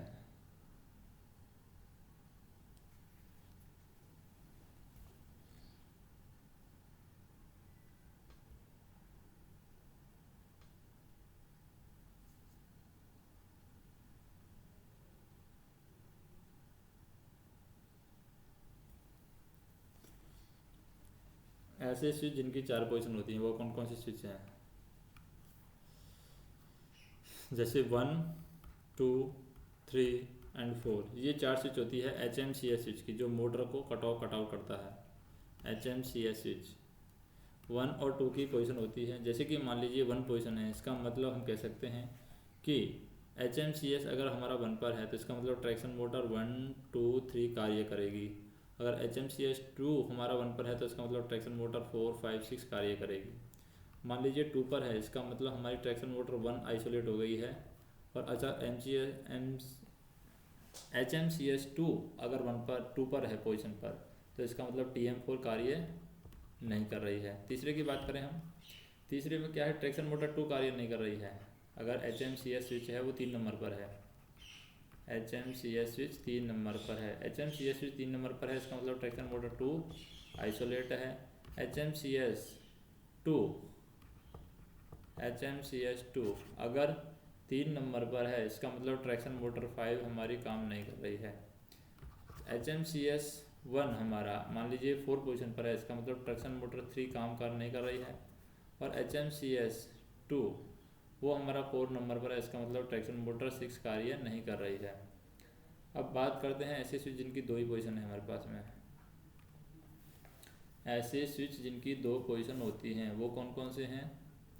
HVA है और HQOA है।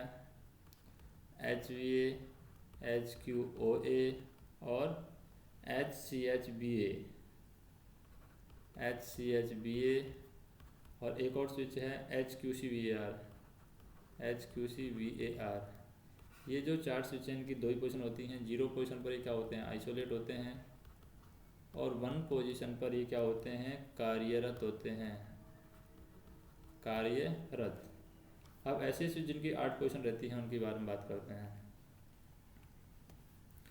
ऐसे स्विच जिनकी 8 पोजीशन रहती हैं वो है HCP।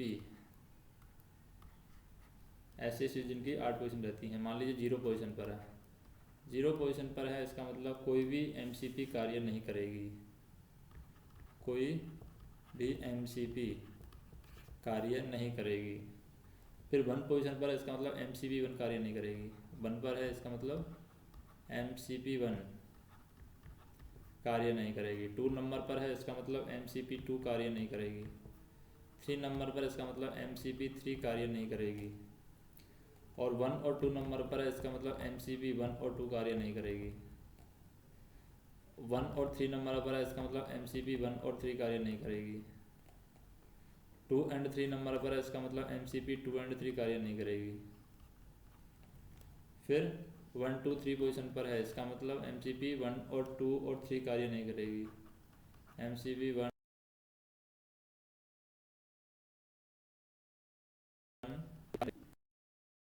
MCP1 MCP3 अगर 1, 2, 3 पोजीशन पर है SCP हमारा तो MCP1 MCP2 MCP3 यहाँ पर कार्य नहीं करेगी।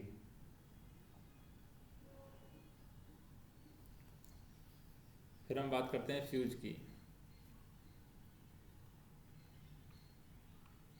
किसकी बात करेंगे? फ्यूज। कौन से फ्यूज है, कितने एम्पियर का होता है? तो जैसे फ्यूज एक सुरक्षा उपकरण है जो यह किसी भाग होता है। फ्यूज क्या होता है? किसी भी विद्युत परिपथ का सबसे कमजोर भाग होता है जो परिपथ में एक निश्चित मान से अधिक करंट बढ़ने पर स्वयं पिघल करके सर्किट की सुरक्षा करता है। जैसे हम बात करें फ्यूज में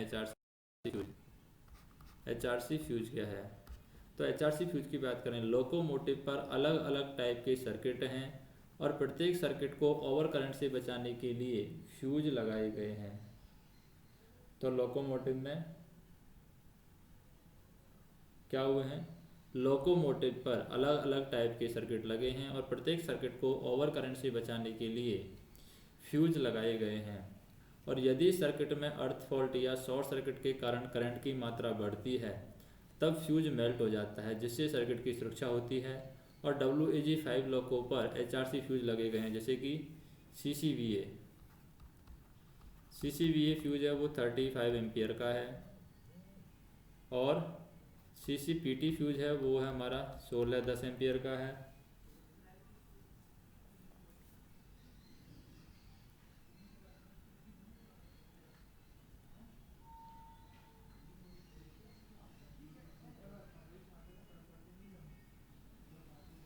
CCPT है 16-10 एम्पियर का है या 16 एम्पियर का होगा।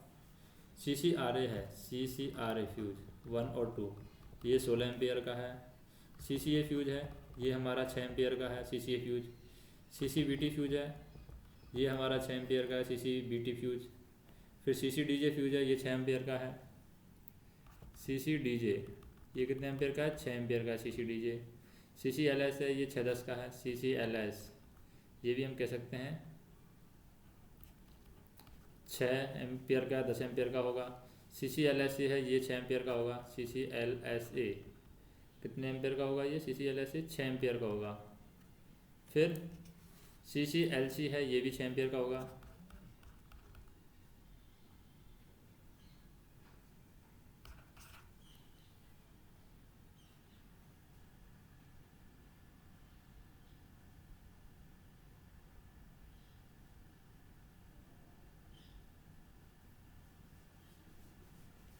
CCLC है, ये 6 एम्पियर का होगा।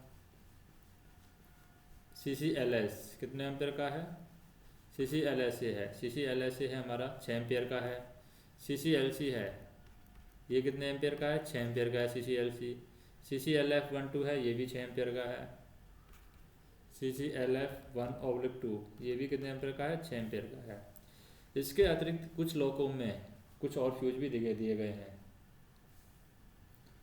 कौन कौन से फ्यूज दिए गए हैं, जैसे कि CCSPM है, ये एनर्जी मीटर के लिए फ्यूज लगा हुआ है। CCINV है, ये हमारा इन्वर्टर के लिए फ्यूज है। CCCPU है, ये हमारा माइक्रो प्रोसेसर के लिए फ्यूज है और ये सारे के सारे 6 एम्पियर के फ्यूज हैं। इसके अतिरिक्त टेल फ्यूज है, RSI ब्लॉक पर लगा हुआ है और टेल फ्यूज RSI ब्लॉक पर तथा एडिशनल CCVA है। टेल फ्यूज है और एडिशनल CCVA फ्यूज है, ये 35 एम्पियर का फ्यूज है। अंडर ट्रक में बैटरी बॉक्स 1 पर लगा हुआ है। फिर बात करते हैं ग्लास टाइप के फ्यूज, किसके, ग्लास टाइप के। तो ग्लास टाइप के जो फ्यूज हैं, ये फ्यूज फ्लैशर लाइट और DC कन्वर्टर पर लगे हुए हैं। ग्लास टाइप के फ्यूज कहाँ पर लगे हुए हैं, एक तो फ्लैशर लाइट में और DC कन्वर्टर में लगे हुए हैं। अब बात करते हैं फ्यूज होना जाने पर फ्यूज बदली करने का तरीका क्या है। मान लीजिए हमारा फ्यूज हो गया है। फ्यूज हो जाने पर फ्यूज बदली करने का तरीका, फ्यूज बदली करने का तरीका। तो हम देखें फ्यूज हो जाने पर फ्यूज बदली करने का तरीका क्या है। पहला है, सबसे पहले DJ ओपन पेंटो नीचे, क्या करेंगे, DJ ओपन पेंटो नीचे। दूसरा काम क्या करना है हमें, HVA को 0 पर रखेंगे, HVA 0 पर। तीसरा काम क्या करना है, फ्यूज को सॉकेट से अलग करेंगे, फ्यूज को हम सॉकेट से अलग कर लेंगे। फ्यूज को सॉकेट से अलग करने के बाद में हमें क्या करना है, HVA को 1 पर रखेंगे, HVA को 1 पर। तो जब 0 पर रखेंगे HVA को, तभी हमें सॉकेट से फ्यूज को अलग करना है और HVA को 1 पर रखेंगे। उसके बाद में ECC में फ्यूज को लगाएंगे, इसमें लगाएंगे ईसीसी में। ईसीसी में फ्यूज को लगाएंगे, यानी टेस्टिंग सर्किट है उसमें फ्यूज को लगाएंगे, जांच करेंगे, और जांच करने के बाद में एलईसीसी जल रहा है या नहीं।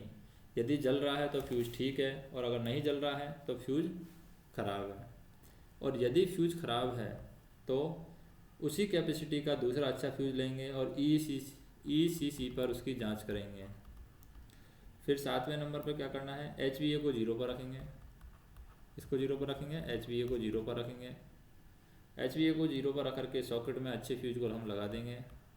अच्छे फ्यूज को लगाने के बाद में 9वें नंबर पर एचवीए को हम वापस से 1 पर रखेंगे, और फिर ख़राब फ्यूज को फ्यूज रैक में उल्टा रख देंगे। अब बात करते हैं, यदि फ्यूज फिर से फ्यूज हो जाता है तो क्या करेंगे। अगर फिर से फ्यूज हो गया है तो उसी कैपेसिटी का दूसरा फ्यूज लेंगे, और अब इस बार क्या करेंगे, हम हवा जो स्विच है, हवा स्विच को हम ऑफ पोजीशन पर लगा देंगे। हवा स्विच को ऑफ पोजीशन पर रख करके एचवीए को 0 पर रखेंगे। एचवीए को 0 पर रख करके फ्यूज को फ्यूज होल्डर में ठीक से कस देंगे। बाद में एचवीए को फिर से 1 पर रखेंगे, लो को एनर्जाइज करेंगे। यदि फ्यूज मेंटेन होता है तो हवा स्विच को ऑफ पोजीशन पर ही रहने देंगे और आगे काम करेंगे, और कंट्रोल सर्किट की धुआं जलने की गंध आदि की बार बार जांच करेंगे। हवा ऑफ करने पर भी यदि फ्यूज फिर से ऑफ फ्यूज हो जाता है तो फिर से फ्यूज हो जाएगा, तो हम क्या करेंगे, यदि हवा को ऑफ करने पर भी फ्यूज फिर से फ्यूज हो जाता है तब तो हम कहेंगे कि कंट्रोल सर्किट में क्या है, कंट्रोल सर्किट में शॉर्ट सर्किट हुआ है, या फिर नेगेटिव केबल पर अर्थ फॉल्ट हो गया है। तो ऐसी परिस्थिति में हवा को ऑफ करने पर भी फ्यूज मेंटेन नहीं होता है। ऐसी परिस्थिति में हम हवा को ऑफ कर देते हैं तो हवा को ऑफ करने पर भी फ्यूज मेंटेन नहीं होता है।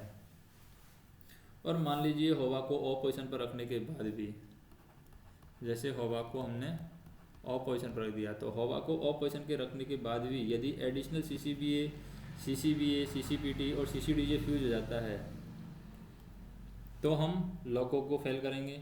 हवा ऑफ रहने पर संपूर्ण कंट्रोल RHOBA सर्किट में रेजिस्टेंस जुड़ जाता है, अर्थात QOP और QOA के सर्किट में भी रेजिस्टेंस यहाँ पर जुड़ जाता है। QOP और QOA के सर्किट में भी रेजिस्टेंस जुड़ जाता है, इसलिए QOA और QOP ठीक से कार्य नहीं करेंगे। अतः हवा ऑफ रहने पर इससे संबंधित सावधानियों का हमें पालन करना है।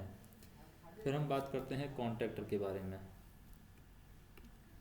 किसकी बात करेंगे, कॉन्टैक्टर की बात करेंगे हम।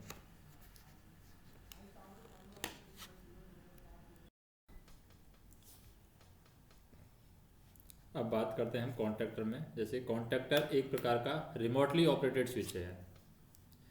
किस प्रकार का स्विच है ये रिमोटली ऑपरेटेड स्विच है। Operated switch, remotely operated switch है कॉन्टैक्टर, जिसका उपयोग है उच्च वोल्टेज वाली विद्युतीय सर्किट को तोड़ने और जोड़ने के लिए होता है। WAG5 लॉको पर 4 प्रकार के कॉन्टैक्टर लगे गए हैं। Electromagnetic contactor EMC electromagnetic contactor है। इलेक्ट्रोन्यूमेटिक कॉन्टैक्टर EPC इलेक्ट्रोन्यूमेटिक कॉन्टैक्टर। तीसरा है कैम कॉन्टैक्टर, और चौथा है ड्रम कॉन्टैक्टर। तो ये 4 प्रकार के कॉन्टैक्टर लगे हुए हैं। अब सबसे पहले हम बात करते हैं इलेक्ट्रोमैग्नेटिक कॉन्टैक्टर की, यानी EMC की बात करते हैं। इलेक्ट्रोमैग्नेटिक कॉन्टैक्टर, यह कॉन्टैक्टर 3 फेज ऑक्सिलरी मशीन को चलाने के लिए लगाया गया है। किसके लिए लगाया गया है ये 3 फेज ऑक्सिलरी मशीन को चलाने के लिए लगाया गया है। और यह सभी कॉन्टैक्टर कैब नंबर 2 में TK1 पैनल पर लगे हुए हैं। कहाँ पर लगे हुए हैं, कैब नंबर 2 में TK1 पैनल पर लगे हुए हैं। और C118 को छोड़ करके इन कॉन्टैक्टर को ओपन या क्लोज करने के लिए बैटरी की 110 वोल्ट की सप्लाई का इस्तेमाल किया जाता है। बैटरी की 110 वोल्ट की सप्लाई का इस्तेमाल करते हैं C118 को छोड़ करके। फिर हम बात करते हैं कि जो ये कॉन्टैक्टर हैं C118 को छोड़ करके इन कॉन्टैक्टर को ओपन या क्लोज करने के लिए बैटरी की 110 वोल्ट की DC सप्लाई का इस्तेमाल किया जाता है। इन कॉन्टेक्टर में एक कंट्रोल कॉइल होती है। क्या होती है? एक कंट्रोल कॉइल। तो इन कॉन्टेक्टर में एक कंट्रोल कॉइल होती है। जब बैटरी की सप्लाई इस कॉइल में जाती है, यानी कंट्रोल कॉइल में जाती है, तो जब बैटरी की सप्लाई है कंट्रोल कॉइल में जाती है तो वहाँ पर चुंबकत्व पैदा होता है, और चुंबकत्व पैदा होने से ड्राइविंग मैकेनिज्म के द्वारा कॉन्टेक्टर का मोबाइल ऑपरेट होता है। कॉन्टेक्टर का मोबाइल ऑपरेट होता है, और जिसकी वजह से तीनों कॉन्टेक्टर लग जाने से थ्री फेज सप्लाई संबंधित ऑक्सिलरी मशीन तक पहुंचती है। कौन सी?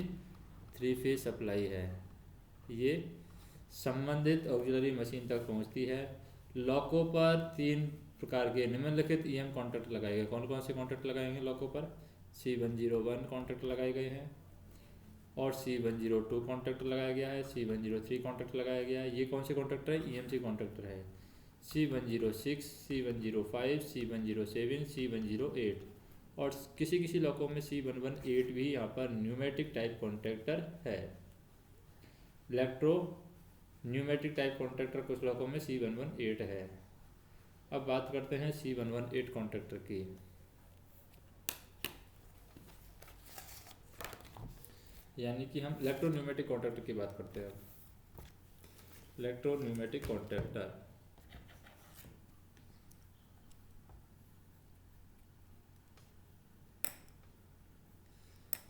EPC बोलेंगे इस इलेक्ट्रोन्यूमेटिक कॉन्टैक्टर को।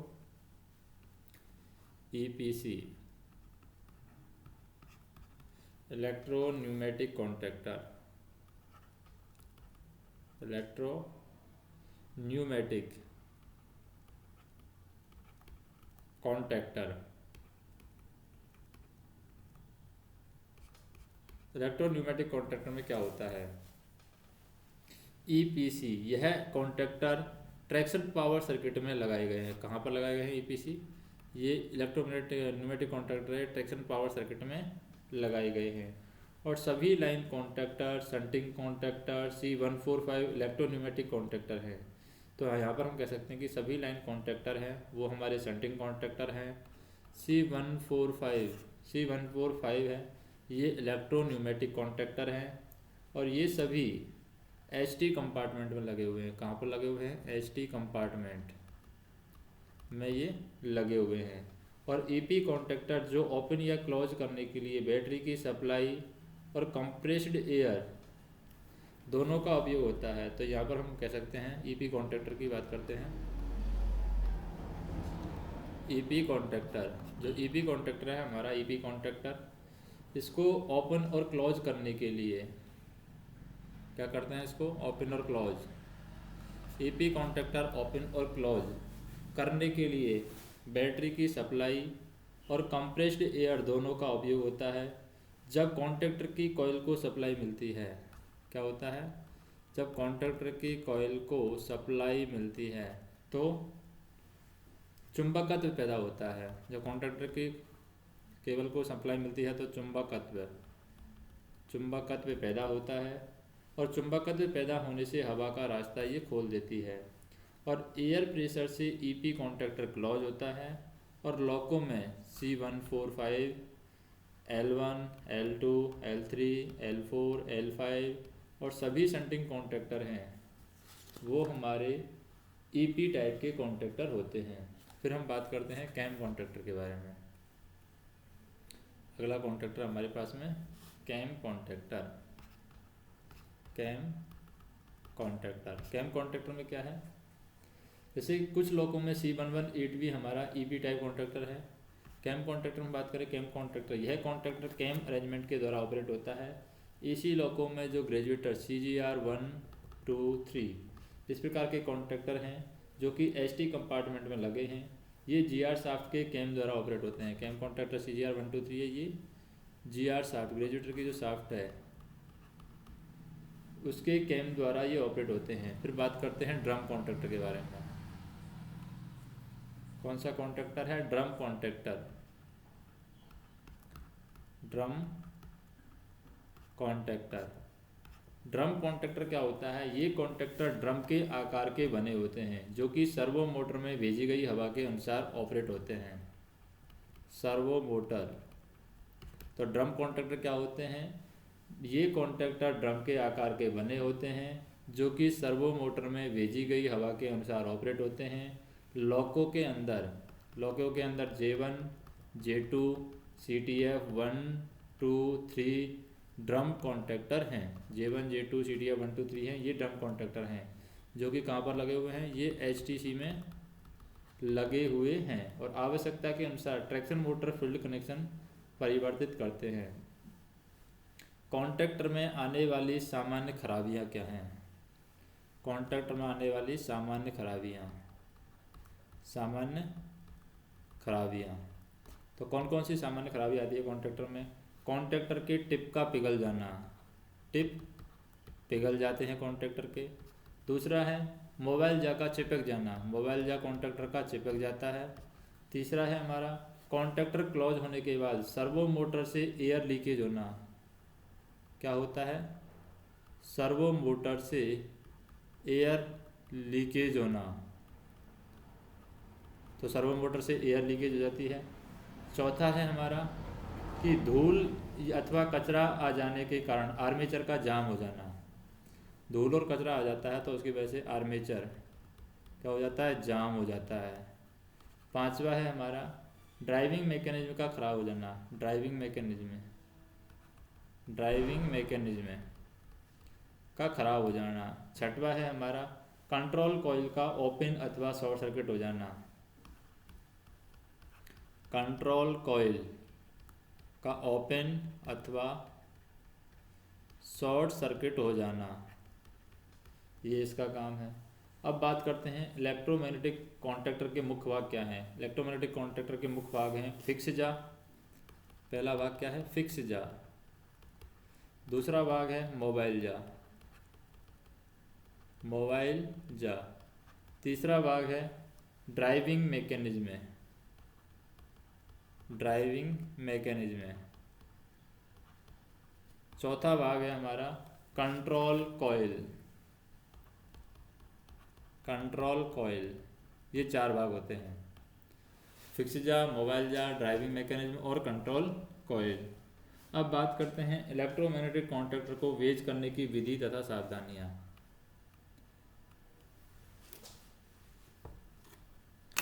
क्या है इलेक्ट्रोमैग्नेटिक कॉन्ट्रैक्टर को वेज करने की विधि और सावधानियां? EM इलेक्ट्रोमैग्नेटिक कॉन्ट्रैक्टर को वेज करने की विधि और सावधानियां। जैसे कि सबसे पहले हम क्या करते हैं? सर्वप्रथम डीजे ओपन, पेंटो नीचे, बैटरी ऑफ। डीजे ओपन, पेंटो नीचे, बैटरी ऑफ। दूसरा क्या करना है हमें? जिस कॉन्ट्रैक्टर को वेज करना है उसके मोबाइल जा को 2-3 बार ऑपरेट करके देखना है। जिस कॉन्ट्रैक्टर को हमें वेज करना है उसके मोबाइल जा को 2-3 बार ऑपरेट करके देखना है। तीसरा हमें क्या करना है? कॉन्ट्रैक्टर पर फ्लेक्सिबल शंट और उसके कंट्रोल कॉइल पर बैटरी सप्लाई के तार सही प्रकार से लगे होने चाहिए। बैटरी सप्लाई के तार है सही प्रकार से लगे हों। चौथा काम क्या करना है हमें? कि कॉन्ट्रैक्टर से संबंधित प्रोग्राम स्विच का सामान्य अवस्था में होना चाहिए, सामान्य अवस्था में हो। पांचवा काम हमें क्या करना है? कि कॉन्ट्रैक्टर पर फ्लेक्सिबल शंट उसकी कंट्रोल कॉइल पर बैटरी की सप्लाई के तार सही प्रकार से लगे हों। कॉन्ट्रैक्टर से संबंधित प्रोग्राम का स्विच सामान्य अवस्था में होना चाहिए। कॉन्ट्रैक्टर वेज करने के लिए निजी स्टोर में दिया गया उचित वेज का ही प्रयोग करना चाहिए। कॉन्ट्रैक्टर वेज करने के बाद यह अवश्य सुनिश्चित करें कि आर्मेचर पूरी तरीके से ऑपरेट हुआ है तथा पावर सप्लाई के कॉन्टैक्ट क्लोज हो गए हैं और एक समय में हम 2 इलेक्ट्रोमैग्नेटिक कॉन्ट्रैक्टर ही वेज कर सकते हैं। WAG7 लॉकों पर 2 MCP लगा है तो एक से अधिक कॉन्ट्रैक्टर वेज हमें नहीं करना चाहिए। 8वां पॉइंट है कि एक समय में C105, C106 और C107 में से किसी एक को ही हमें वेज करना चाहिए। C105, C106, C107 इनमें से किसी एक को ही हमें वेज करना चाहिए। फिर C118 को वेज करना सख्त मना है। C118 को वेज करना क्या है, सख्त मना है।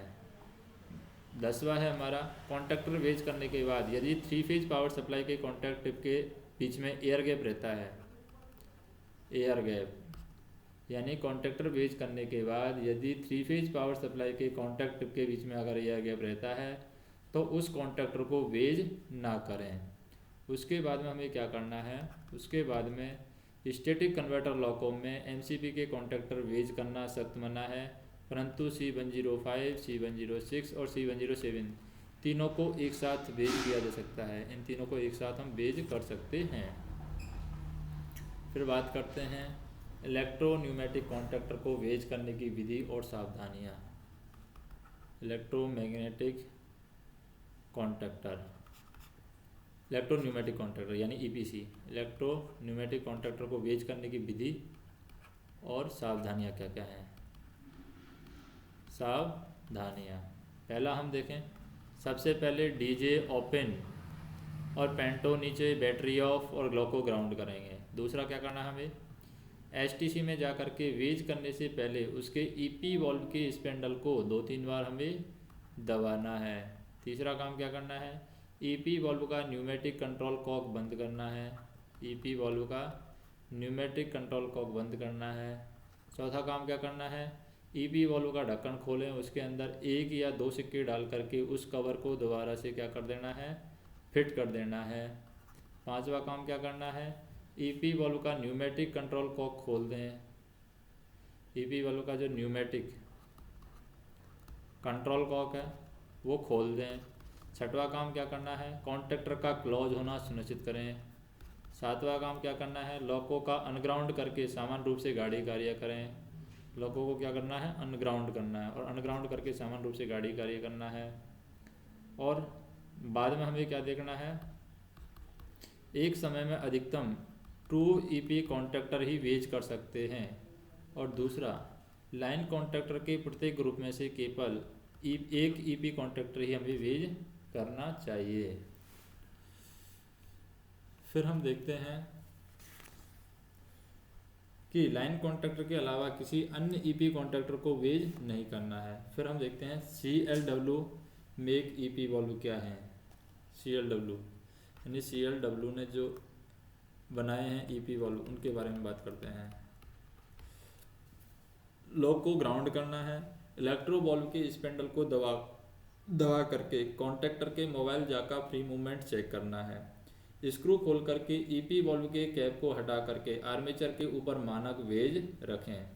पुनः कैप को लगाएं, स्क्रू कसें, स्पेंडल दबा करके कॉन्टैक्टर का क्लोज होना सुनिश्चित करें और सुनिश्चित करें कि कॉन्टैक्टर से हवा का लीकेज नहीं है। और सामान्य तौर से लॉको को अनग्राउंड करके एनर्जाइज करना है। फिर हम देखते हैं VHEL मेक। VHEL मेक लॉको को ग्राउंड करना है, इलेक्ट्रो वॉल्व के स्पेंडल को दबा करके कॉन्टैक्टर के मोबाइल जाका फ्री मूवमेंट चेक करना है, स्क्रू ड्राइवर के द्वारा लॉक हटा करके ईपी वॉल्व के कैप को हटा करके खोलें, आर्मेचर के ऊपर मानक वेज रखें, पुनः कैप को लगाएं, स्क्रू कसें, स्पेंडल दबा करके कॉन्टैक्टर का क्लोज होना सुनिश्चित करें कि कॉन्टैक्टर से हवा का लीकेज नहीं है और सामान्य तौर से लॉक को अनग्राउंड करके एनर्जाइज करें। फिर बात करते हैं हम ROTEX make. ROTEX make contactor को कैसे वेज करेंगे, लॉक को ग्राउंड करें, इलेक्ट्रो वॉल्व के स्पेंडल को दबा करके कॉन्टैक्ट के मोबाइल जाका फ्री मूवमेंट चेक करें, सुनिश्चित करें कि कॉन्टैक्टर से हवा लीकेज नहीं है, वेजिंग क्लैंप को लगा करके कसें और सामान्य तौर से लॉक को अनग्राउंड करके एनर्जाइज करें। फिर है रोटेक्स मेक वेजिंग स्क्रू के साथ।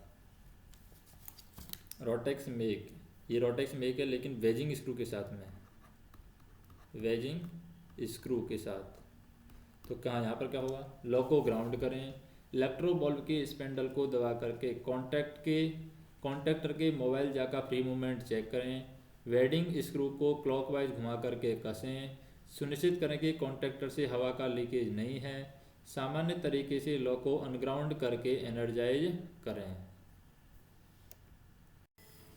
तो रोटेक्स वेजिंग स्क्रू हम बात करते हैं। लॉ को ग्राउंड करें, इलेक्ट्रोबॉल के स्पेंडल को दबा करके मोबाइल कॉन्टैक्टर के मोबाइल जैक का फ्री मूवमेंट चेक करें। वेडिंग स्क्रू को क्लॉकवाइज घुमा करके कसें। सुनिश्चित करें कि कॉन्टैक्टर से हवा का लीकेज नहीं है।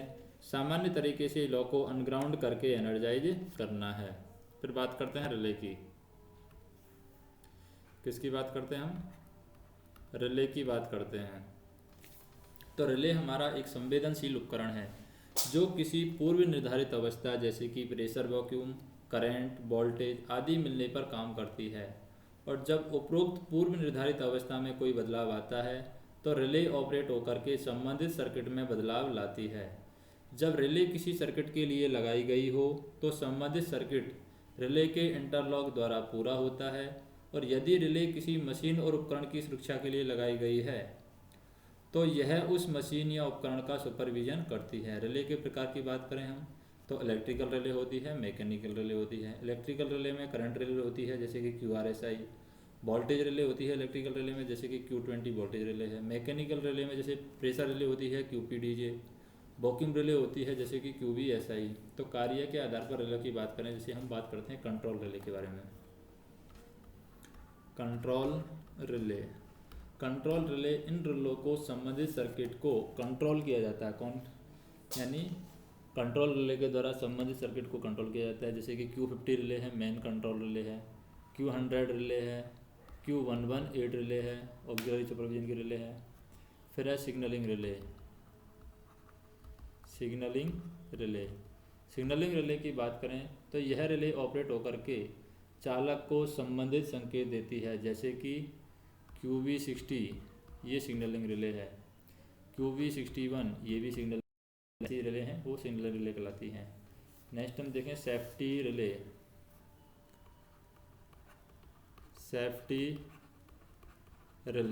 रिले क्या है? यह रिले ऑपरेट होकर के डीजे को ओपन कर देती है। क्या कर देती है? डीजे को ओपन करती है जिससे लॉकों की सुरक्षा होती है। सेफ्टी रिले क्या करती है? सेफ्टी रिले ऑपरेट होकर के डीजे को ओपन करती है जिससे लॉकों की सुरक्षा होती है। और इस रिले के एनर्जाइज होने के बाद रिले पर लाल रंग का टारगेट दिखाई देता है। सेफ्टी रिले अगर एनर्जाइज होती है तो इसका मतलब इसका टारगेट गिर जाता है, और इसका टारगेट गिर जाता है इसका मतलब लाल रंग दिखाई देता है। और दोबारा अगर डीजे क्लोज करने से पहले संबंधित सावधानियों का पालन करते हुए हमें टारगेट क्या करना चाहिए? रीसेट करना चाहिए। तो सेफ्टी रिले हमारी होगी QOP रिले है, ये सेफ्टी रिले है। QOA रिले है, ये हमारी सेफ्टी रिले है। QLM रिले है, ये हमारी सेफ्टी रिले है। QRSI रिले है, ये हमारी सेफ्टी रिले है। अब बात करते हैं टाइम लैग रिले के बारे में। टाइम लैग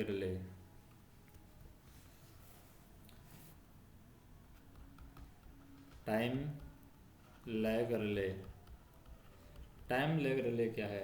इस प्रकार की रिले की कॉइल को सप्लाई बंद होने के बाद भी यह रिले निर्धारित समय तक एनर्जाइज बनी रहती है।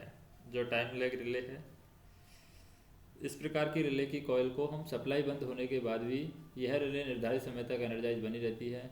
इससे संबंधित सर्किट में रिले के इंटरलॉक निर्धारित समय के बाद ही ऑपरेट होते हैं। टाइम लैग में निर्धारित समय है उसके बाद ही ऑपरेट होते हैं। यानी कि लैग मतलब लैग फीस से याद रख सकते हैं कि जैसे किसी बकरे को काटा जाता है या किसी को काटा जाता है तो तुरंत नहीं मरता है, थोड़ी देर बाद मरता है। इसलिए हम कह सकते हैं कि सप्लाई बंद होने के बाद भी यह रिले निर्धारित समय तक एनर्जाइज बनी रहती है, जिससे सर्किट में रिले के इंटरलॉक निर्धारित समय के बाद ही ऑपरेट होते हैं। जैसे कि Q118 रिले है, टाइम लैग रिले है।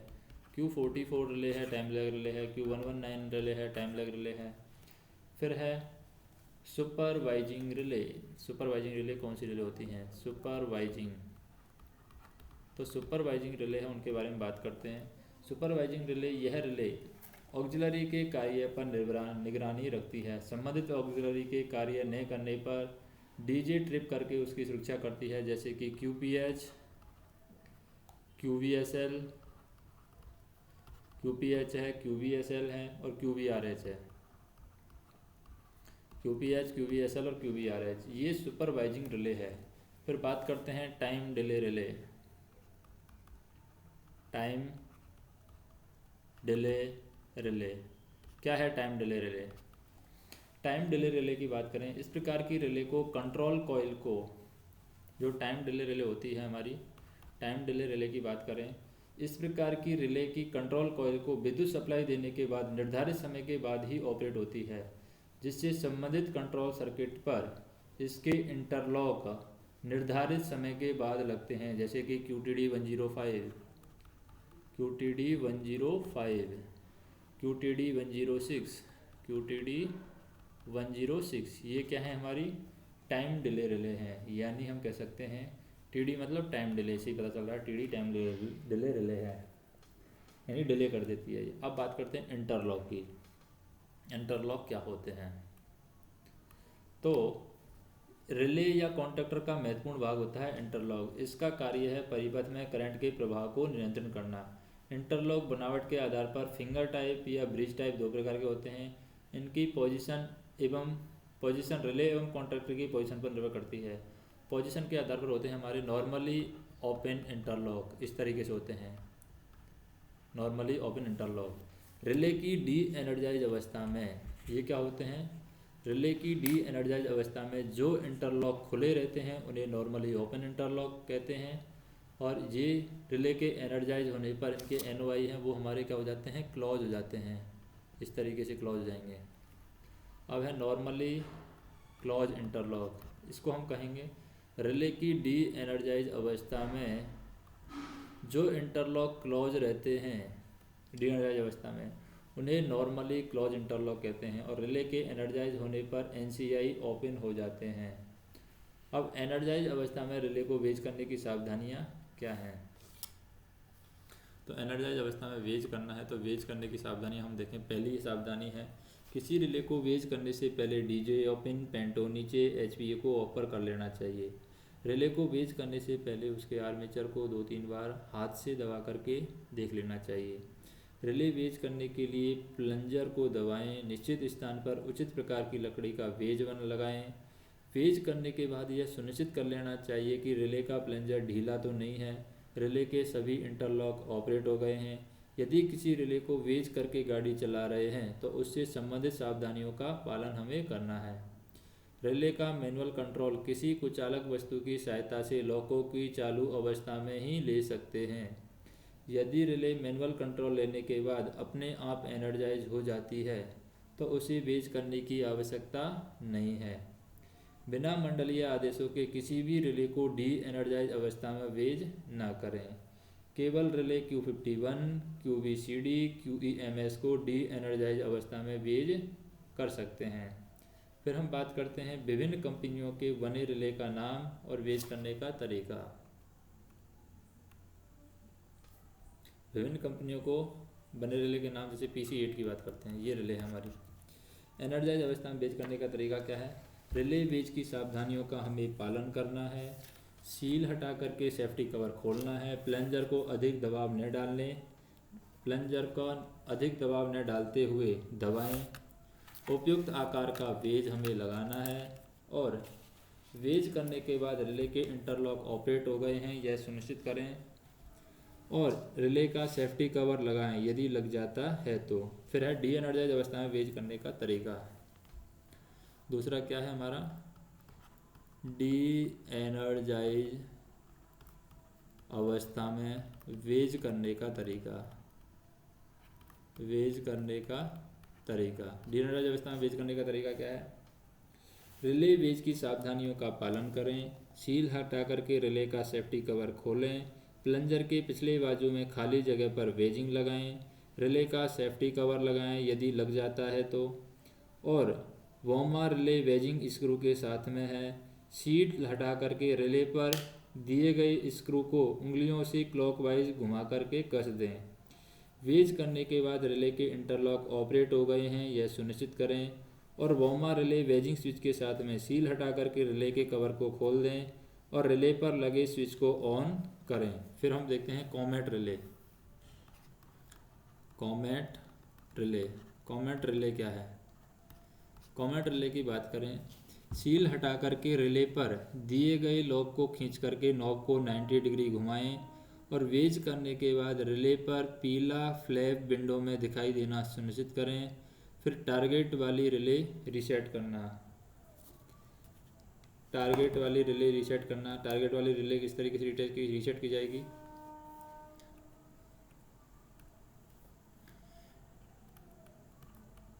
टारगेट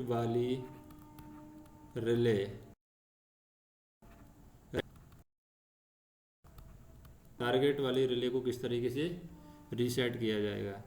टारगेट वाली रिले रीसेट करना मतलब हम क्या करेंगे कि QLM रीसेट करना, मैकेनिकल लॉकिंग रीसेटिंग नॉब को क्लॉकवाइज घुमा करके हम रीसेट करेंगे। QLM रीसेट करना यानी मैकेनिकल लॉकिंग रीसेटिंग नॉब को क्लॉकवाइज घुमा करके रीसेट करेंगे। अन्य टारगेट वाली रिले रीसेट करना जैसे कि रीसेटिंग नॉब को एंटी क्लॉकवाइज घुमा करके रीसेट करेंगे, यानी रीसेटिंग नॉब को एंटी क्लॉकवाइज घुमा करके हम उसको रीसेट कर सकते हैं। अब बात करते हैं अंडर ट्रक की। अंडर ट्रक में हमें क्या क्या चीज़ें चेक करनी होती हैं? अंडर ट्रक में होती है हमारी बोगी। तो बोगी में हमें क्या चेक करना है? WEG5 लोको पर कोको टाइप की बोगी होती है, यानी कि प्रत्येक बोगी में 3 एक्सल और प्रत्येक एक्सल पर एक ट्रैक्शन मोटर लगी होती है। तो बोगी का फ्रेम सिंगल पीस में कास्ट स्टील का बना होता है। कास्ट स्टील का बोगी का फ्रेम बना होता है सिंगल पीस में। और बोगी के आगे और बीच के एक्सल के ऊपर क्या लगे हुए हैं? क्रॉस मेंबर पर सेंटर पिवेट रहता है। क्या रहता है? Centre pivot. क्रॉस मेंबर पर सेंटर पिवेट रहता है और बीच में पीछे के एक्सल के ऊपर क्रॉस मेंबर पर 2 साइड लोड वियरर लगे रहते हैं। क्या लगे रहते हैं? 2 साइड लोड वियरर। तो 2 साइड लोड वियरर लगे रहते हैं। लोको बॉडी का भार सेंटर पिवेट और 2 साइड लोड वियरर के द्वारा तीनों स्थानों पर बोगी को मिलता है। लोको बॉडी को बोगी के साथ यू ब्रैकेट तथा 2 ट्रैक्शन पिनों के साथ जोड़ा गया है। फिर हम बात करते हैं सेंटर पिवेट की। इसकी बात करते हैं सेंटर पिवेट की हम बात करते हैं। सेंटर पिवेट क्या होता है? यह लोको बॉडी का 60% खड़ा भार लेता है। सेंटर पिवेट क्या करता है? लोको बॉडी का 60% खड़ा भार ये लेता है और ट्रैक्शन और ब्रेकिंग फोर्सेज को लोड पर ये ट्रांसमिट करता है। फिर बात करते हैं लोड वियरर। किसकी बात करते हैं? लोड वियरर क्या होता है? 2 साइड लोड वियरर लोको का बचा हुआ 40% खड़ा भार लेते हैं। कौन? लोड वियरर की बात करें, 2 साइड लोड वियरर हैं, लोको का बचा हुआ 40% खड़ा भार लेते हैं, साथ ही बोगी को गोलाई में घुमाने में मदद करते हैं। और जब भी लोको बॉडी सीधी रहती है, साइड लोड वियरर ट्रैक्शन और ब्रेकिंग फोर्स को लोड पर ट्रांसमिट नहीं करते हैं। फिर बात करते हैं सस्पेंशन की। प्रत्येक बोगी पर 8 हेलिकल स्प्रिंग हैं, जिसमें से 4 के अंदर स्नेवर लगे हैं। 8 इक्वलाइजिंग बीम को मिलाकर के 4 कंपनसेटिंग बीम सेट रहते हैं। प्रत्येक सेट की दोनों इक्वलाइजिंग बीम एक टाई बोल्ट के द्वारा जुड़ी रहती है। बोगी फ्रेम को हेलिकल स्प्रिंग के द्वारा डबल इक्वलाइजिंग बीम के सेट पर रखा गया है और इन इक्वलाइजिंग बीम को एक्सल पर रखा गया है। हेलिकल स्प्रिंग की ऊंचाई और रचना के कारण सभी चक्कों पर लोको बॉडी और बोगी का समान वजन आता है। साथ ही साथ लोको की वर्टिकल वाइब्रेशन भी यहाँ पर संभाली जाती है। प्रत्येक एक्सल पर एक ट्रैक्शन मोटर सस्पेंशन बियरिंग की सहायता से रखी गई है। ट्रैक्शन मोटर का नोज बोगी के हाउसिंग पर रखा गया है, इसलिए इस रचना को एक्सल हंग नोज सस्पेंडेड कहते हैं। ट्रैक्शन मोटर की खड़ी झूल रबर पैड के द्वारा संभाली जाती है। ट्रैक्शन मोटर के आर्मेचर पिनियन को एक्सल गियर के साथ सीधा जोड़ा गया है और इन गियर को एक गियर बॉक्स में रखा गया है ताकि उन्हें धूल मिट्टी आदि से बचाया जा सके, लुब्रिकेंट किया जा सके। गियर को लुब्रिकेट करने के लिए कार्डियम कंपाउंड का उपयोग किया जाता है। फिर बात करते हैं टाउ टीएम सस्पेंशन बियरिंग लुब्रिकेशन। टाउ टीएम टाउ टी एम। ये है suspension bearing lubrication, suspension bearing lubrication, bearing lubrication, lubrication क्या है ये? प्रत्येक सस्पेंशन बियरिंग को स्वतंत्र बिग पैड के द्वारा तेल से ल्यूब्रिकेट किया जाता है। इसके ल्यूब्रिकेशन के लिए एक्सल के द्वारा घूमने वाला एक मैकेनिकल ऑयल पंप रहता है। एक्सल के घूमने से यह पंप कार्य करता है और इस पंप के द्वारा कॉमन पैसेज से दोनों बिग पैड कंटेनर में या कंटेनर में से सस्पेंशन बियरिंग को तेल भेजा जाता है। आजकल टाउ की जगह हिटाची कंपनी की मोटर है जिसमें रोलर बियरिंग लगी है और उसका उपयोग किया जाता है, अतः वहाँ पर उपरोक्त लुब्रिकेशन की ज़रूरत नहीं है। इसी प्रकार टाउ मोटर की टाउची में बदला जा रहा है और इसमें सस्पेंशन बियर की जगह पर रोलर बियरिंग लगाई गई है। एक बोगी पर आइलिंग पॉइंट की बात कर रहे हैं। एक बोगी पर जो आइलिंग पॉइंट होते हैं, एक बोगी पर ऑयलिंग पॉइंट, एक बोगी पर ऑयलिंग पॉइंट क्या होते हैं? सेंटर पिवट एक होता है, एक बोगी पर सेंटर पिवट एक होता है। साइड लोड वियरर दो होते हैं, साइड लोड वियरर, तो साइड लोड वियरर दो होते हैं। सस्पेंशन बियरिंग सम टाउ टीएम का 3 होता है, जहाँ पर ऑयल हमें चेंज करना होता है। सस्पेंशन बियरिंग सम्प, जिसको टाउ टीएम भी बोलते हैं, टाउ टीएम क्या होते हैं? 3 ऑयलिंग पॉइंट होते हैं और गियर केस के 3 ऑयलिंग पॉइंट होते हैं, गियर केस के 3 ऑयलिंग पॉइंट होते हैं। 3 ये सस्पेंशन बियरिंग सम्प के 3 और 2 साइड लोड वियरर के, तो 8 हो गए और एक सेंटर पिवट का 9 हो गया। तो एक बोगी पर 9 हो गया, तो दोनों बोगी पर कितना हो गया? 18 जगह तेल पॉइंट चेक करना होता है। फिर ब्रेक सिलेंडर और ब्रेक ब्लॉक के बारे में बात करते हैं। ब्रेक सिलेंडर और ब्रेक ब्लॉक, इसके बारे में बात करें तो प्रत्येक बोगी पर 4 एयर ब्रेक सिलेंडर लगाए गए हैं। प्रत्येक चक्के पर 2 ब्रेक ब्लॉक लगाए गए हैं। एक ब्रेक सिलेंडर के द्वारा 3 ब्रेक ब्लॉक यानी कि 1.5 चक्कों के ब्रेक लगते हैं। लॉको ब्रेक में खराबी आने पर ब्रेक सिलेंडर आइसोलेटिंग के लिए प्रत्येक बोगी पर एक बोगी आइसोलेटिंग कॉक लगाया जाता है। फिर बात करते हैं ब्रेक रैगिंग की। किसकी बात करते हैं? ब्रेक रैगिंग की बात करते हैं। ब्रेक रैगिंग, तो ब्रेक रैगिंग में क्या होता है? पहला होता है brake cylinder BC, brake cylinder. दूसरा होता है पिस्टन रोड, तीसरा होता है पिस्टन।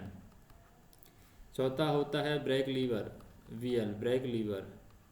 पांचवा होता है J1 liver vertical, J1 liver, वो भी वर्टिकल है। छठवा होता है piston stroke through, piston stroke shoe, ये छठवा है पिस्टन स्ट्रोक शू। सातवां है ब्रेक शू होल्डर,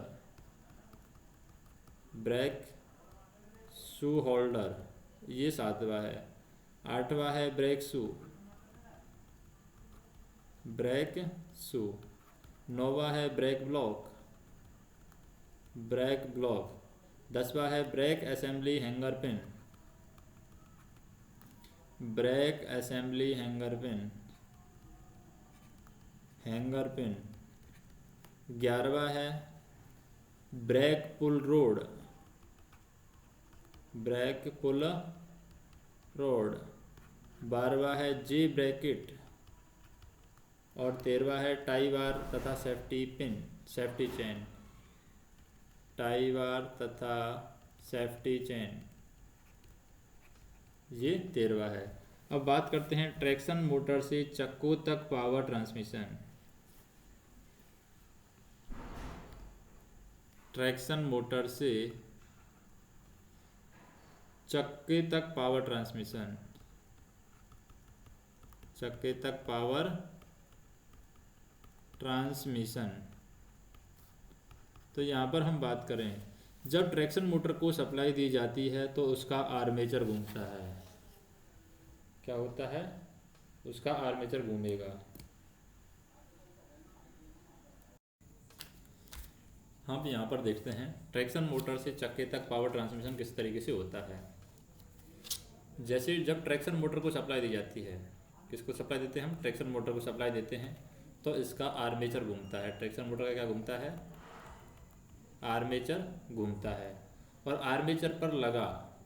आर्मेचर पर एक पिनियन लगा होता है। 15, 16, 21 और 23 दांतों का आर्मेचर पर पिनियन लगा होता है।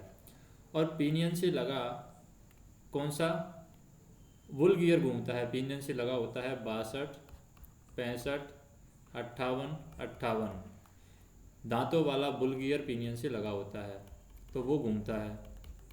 और जैसे ही बुल गियर घूमेगा तो बुल गियर एक्सल के साथ में फिट है। बुल गियर किसके साथ में फिट है, हमारा एक्सल के साथ में बुल गियर फिट है। और अतः बुल गियर के घूमने पर एक्सल तथा एक्सल से जुड़ा चक्का घूमता है। और इस प्रकार ट्रैक्शन मोटर इलेक्ट्रिकल एनर्जी को मैकेनिकल एनर्जी में बदलने पर ये लोको को चलाने के काम में आता है। फिर हम बात करते हैं ट्रैक्टिव एफर्ट का ट्रांसमिशन। ट्रैक्टिव एफर्ट किस तरीके से ट्रांसमिट होता है, ट्रैक्टिव एफर्ट।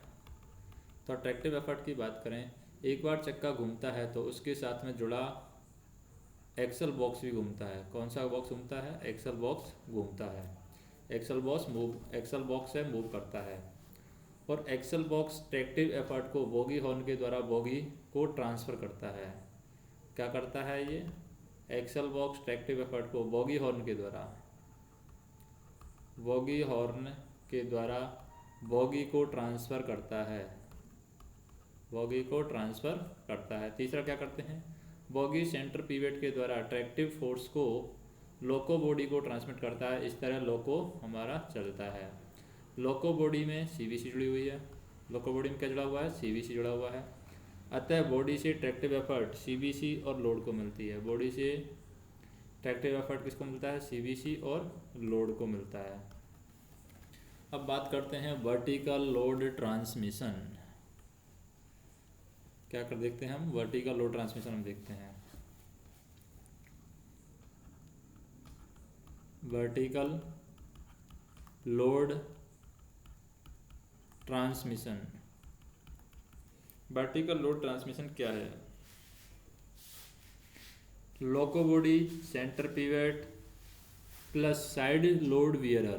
तो वर्टिकल लोड ट्रांसमिशन में सबसे पहले आएगा लोको बॉडी पर वेट, उसके बाद में सेंटर पिवट पर आएगा, उसके बाद में साइड लोड वियर पर आएगा। सेंटर पिवट पर 60%, साइड लोड वियर पर 40% लोड आता है।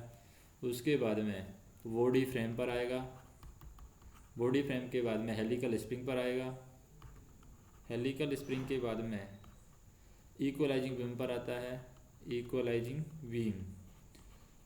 बीम के बाद में एक्सल बॉक्स पर आता है, एक्सल बॉक्स, और एक्सल बॉक्स के बाद में चक्के और रेल पर आता है। चक्कों के थ्रू क्या आता है, रेल पर आता है। सेफ्टी फिटिंग, सेफ्टी डिवाइसेज और सेफ्टी आइटम के नाम क्या हैं वो हम देखते हैं। Safety fitting, safety devices, safety item के नाम। तो सेफ्टी फिटिंग में हम देखें कैटल गार्ड बोल्ट के साथ में सेफ्टी फिटिंग में आ जाता है। रेल गार्ड है बोल्ट के साथ में आ जाता है। अर्थिंग स्टड फ्लाई नट के साथ में आ जाता है। सीवीसी लॉक पिन आ जाती है। इक्वलाइजिंग सेफ्टी ब्रैकेट आ जाता है। ब्रेक असेंबली हैंगर पिन आ जाता है, ब्रेक असेंबली हैंगर पिन। फिर टाई बोल्ट कटर के साथ में आ जाता है, टाई बोल्ट कटर के साथ में आ जाता है। फिर नोज सस्पेंशन पेन है, पैड पिन के साथ में आ जाती है। नोज सस्पेंशन पैड पिन के साथ में आता है। गियर केस बोल्ट है, गियर केस बोल्ट। फिर है brake pull rod, brake pull road. फिर जे सेफ्टी ब्रैकेट है,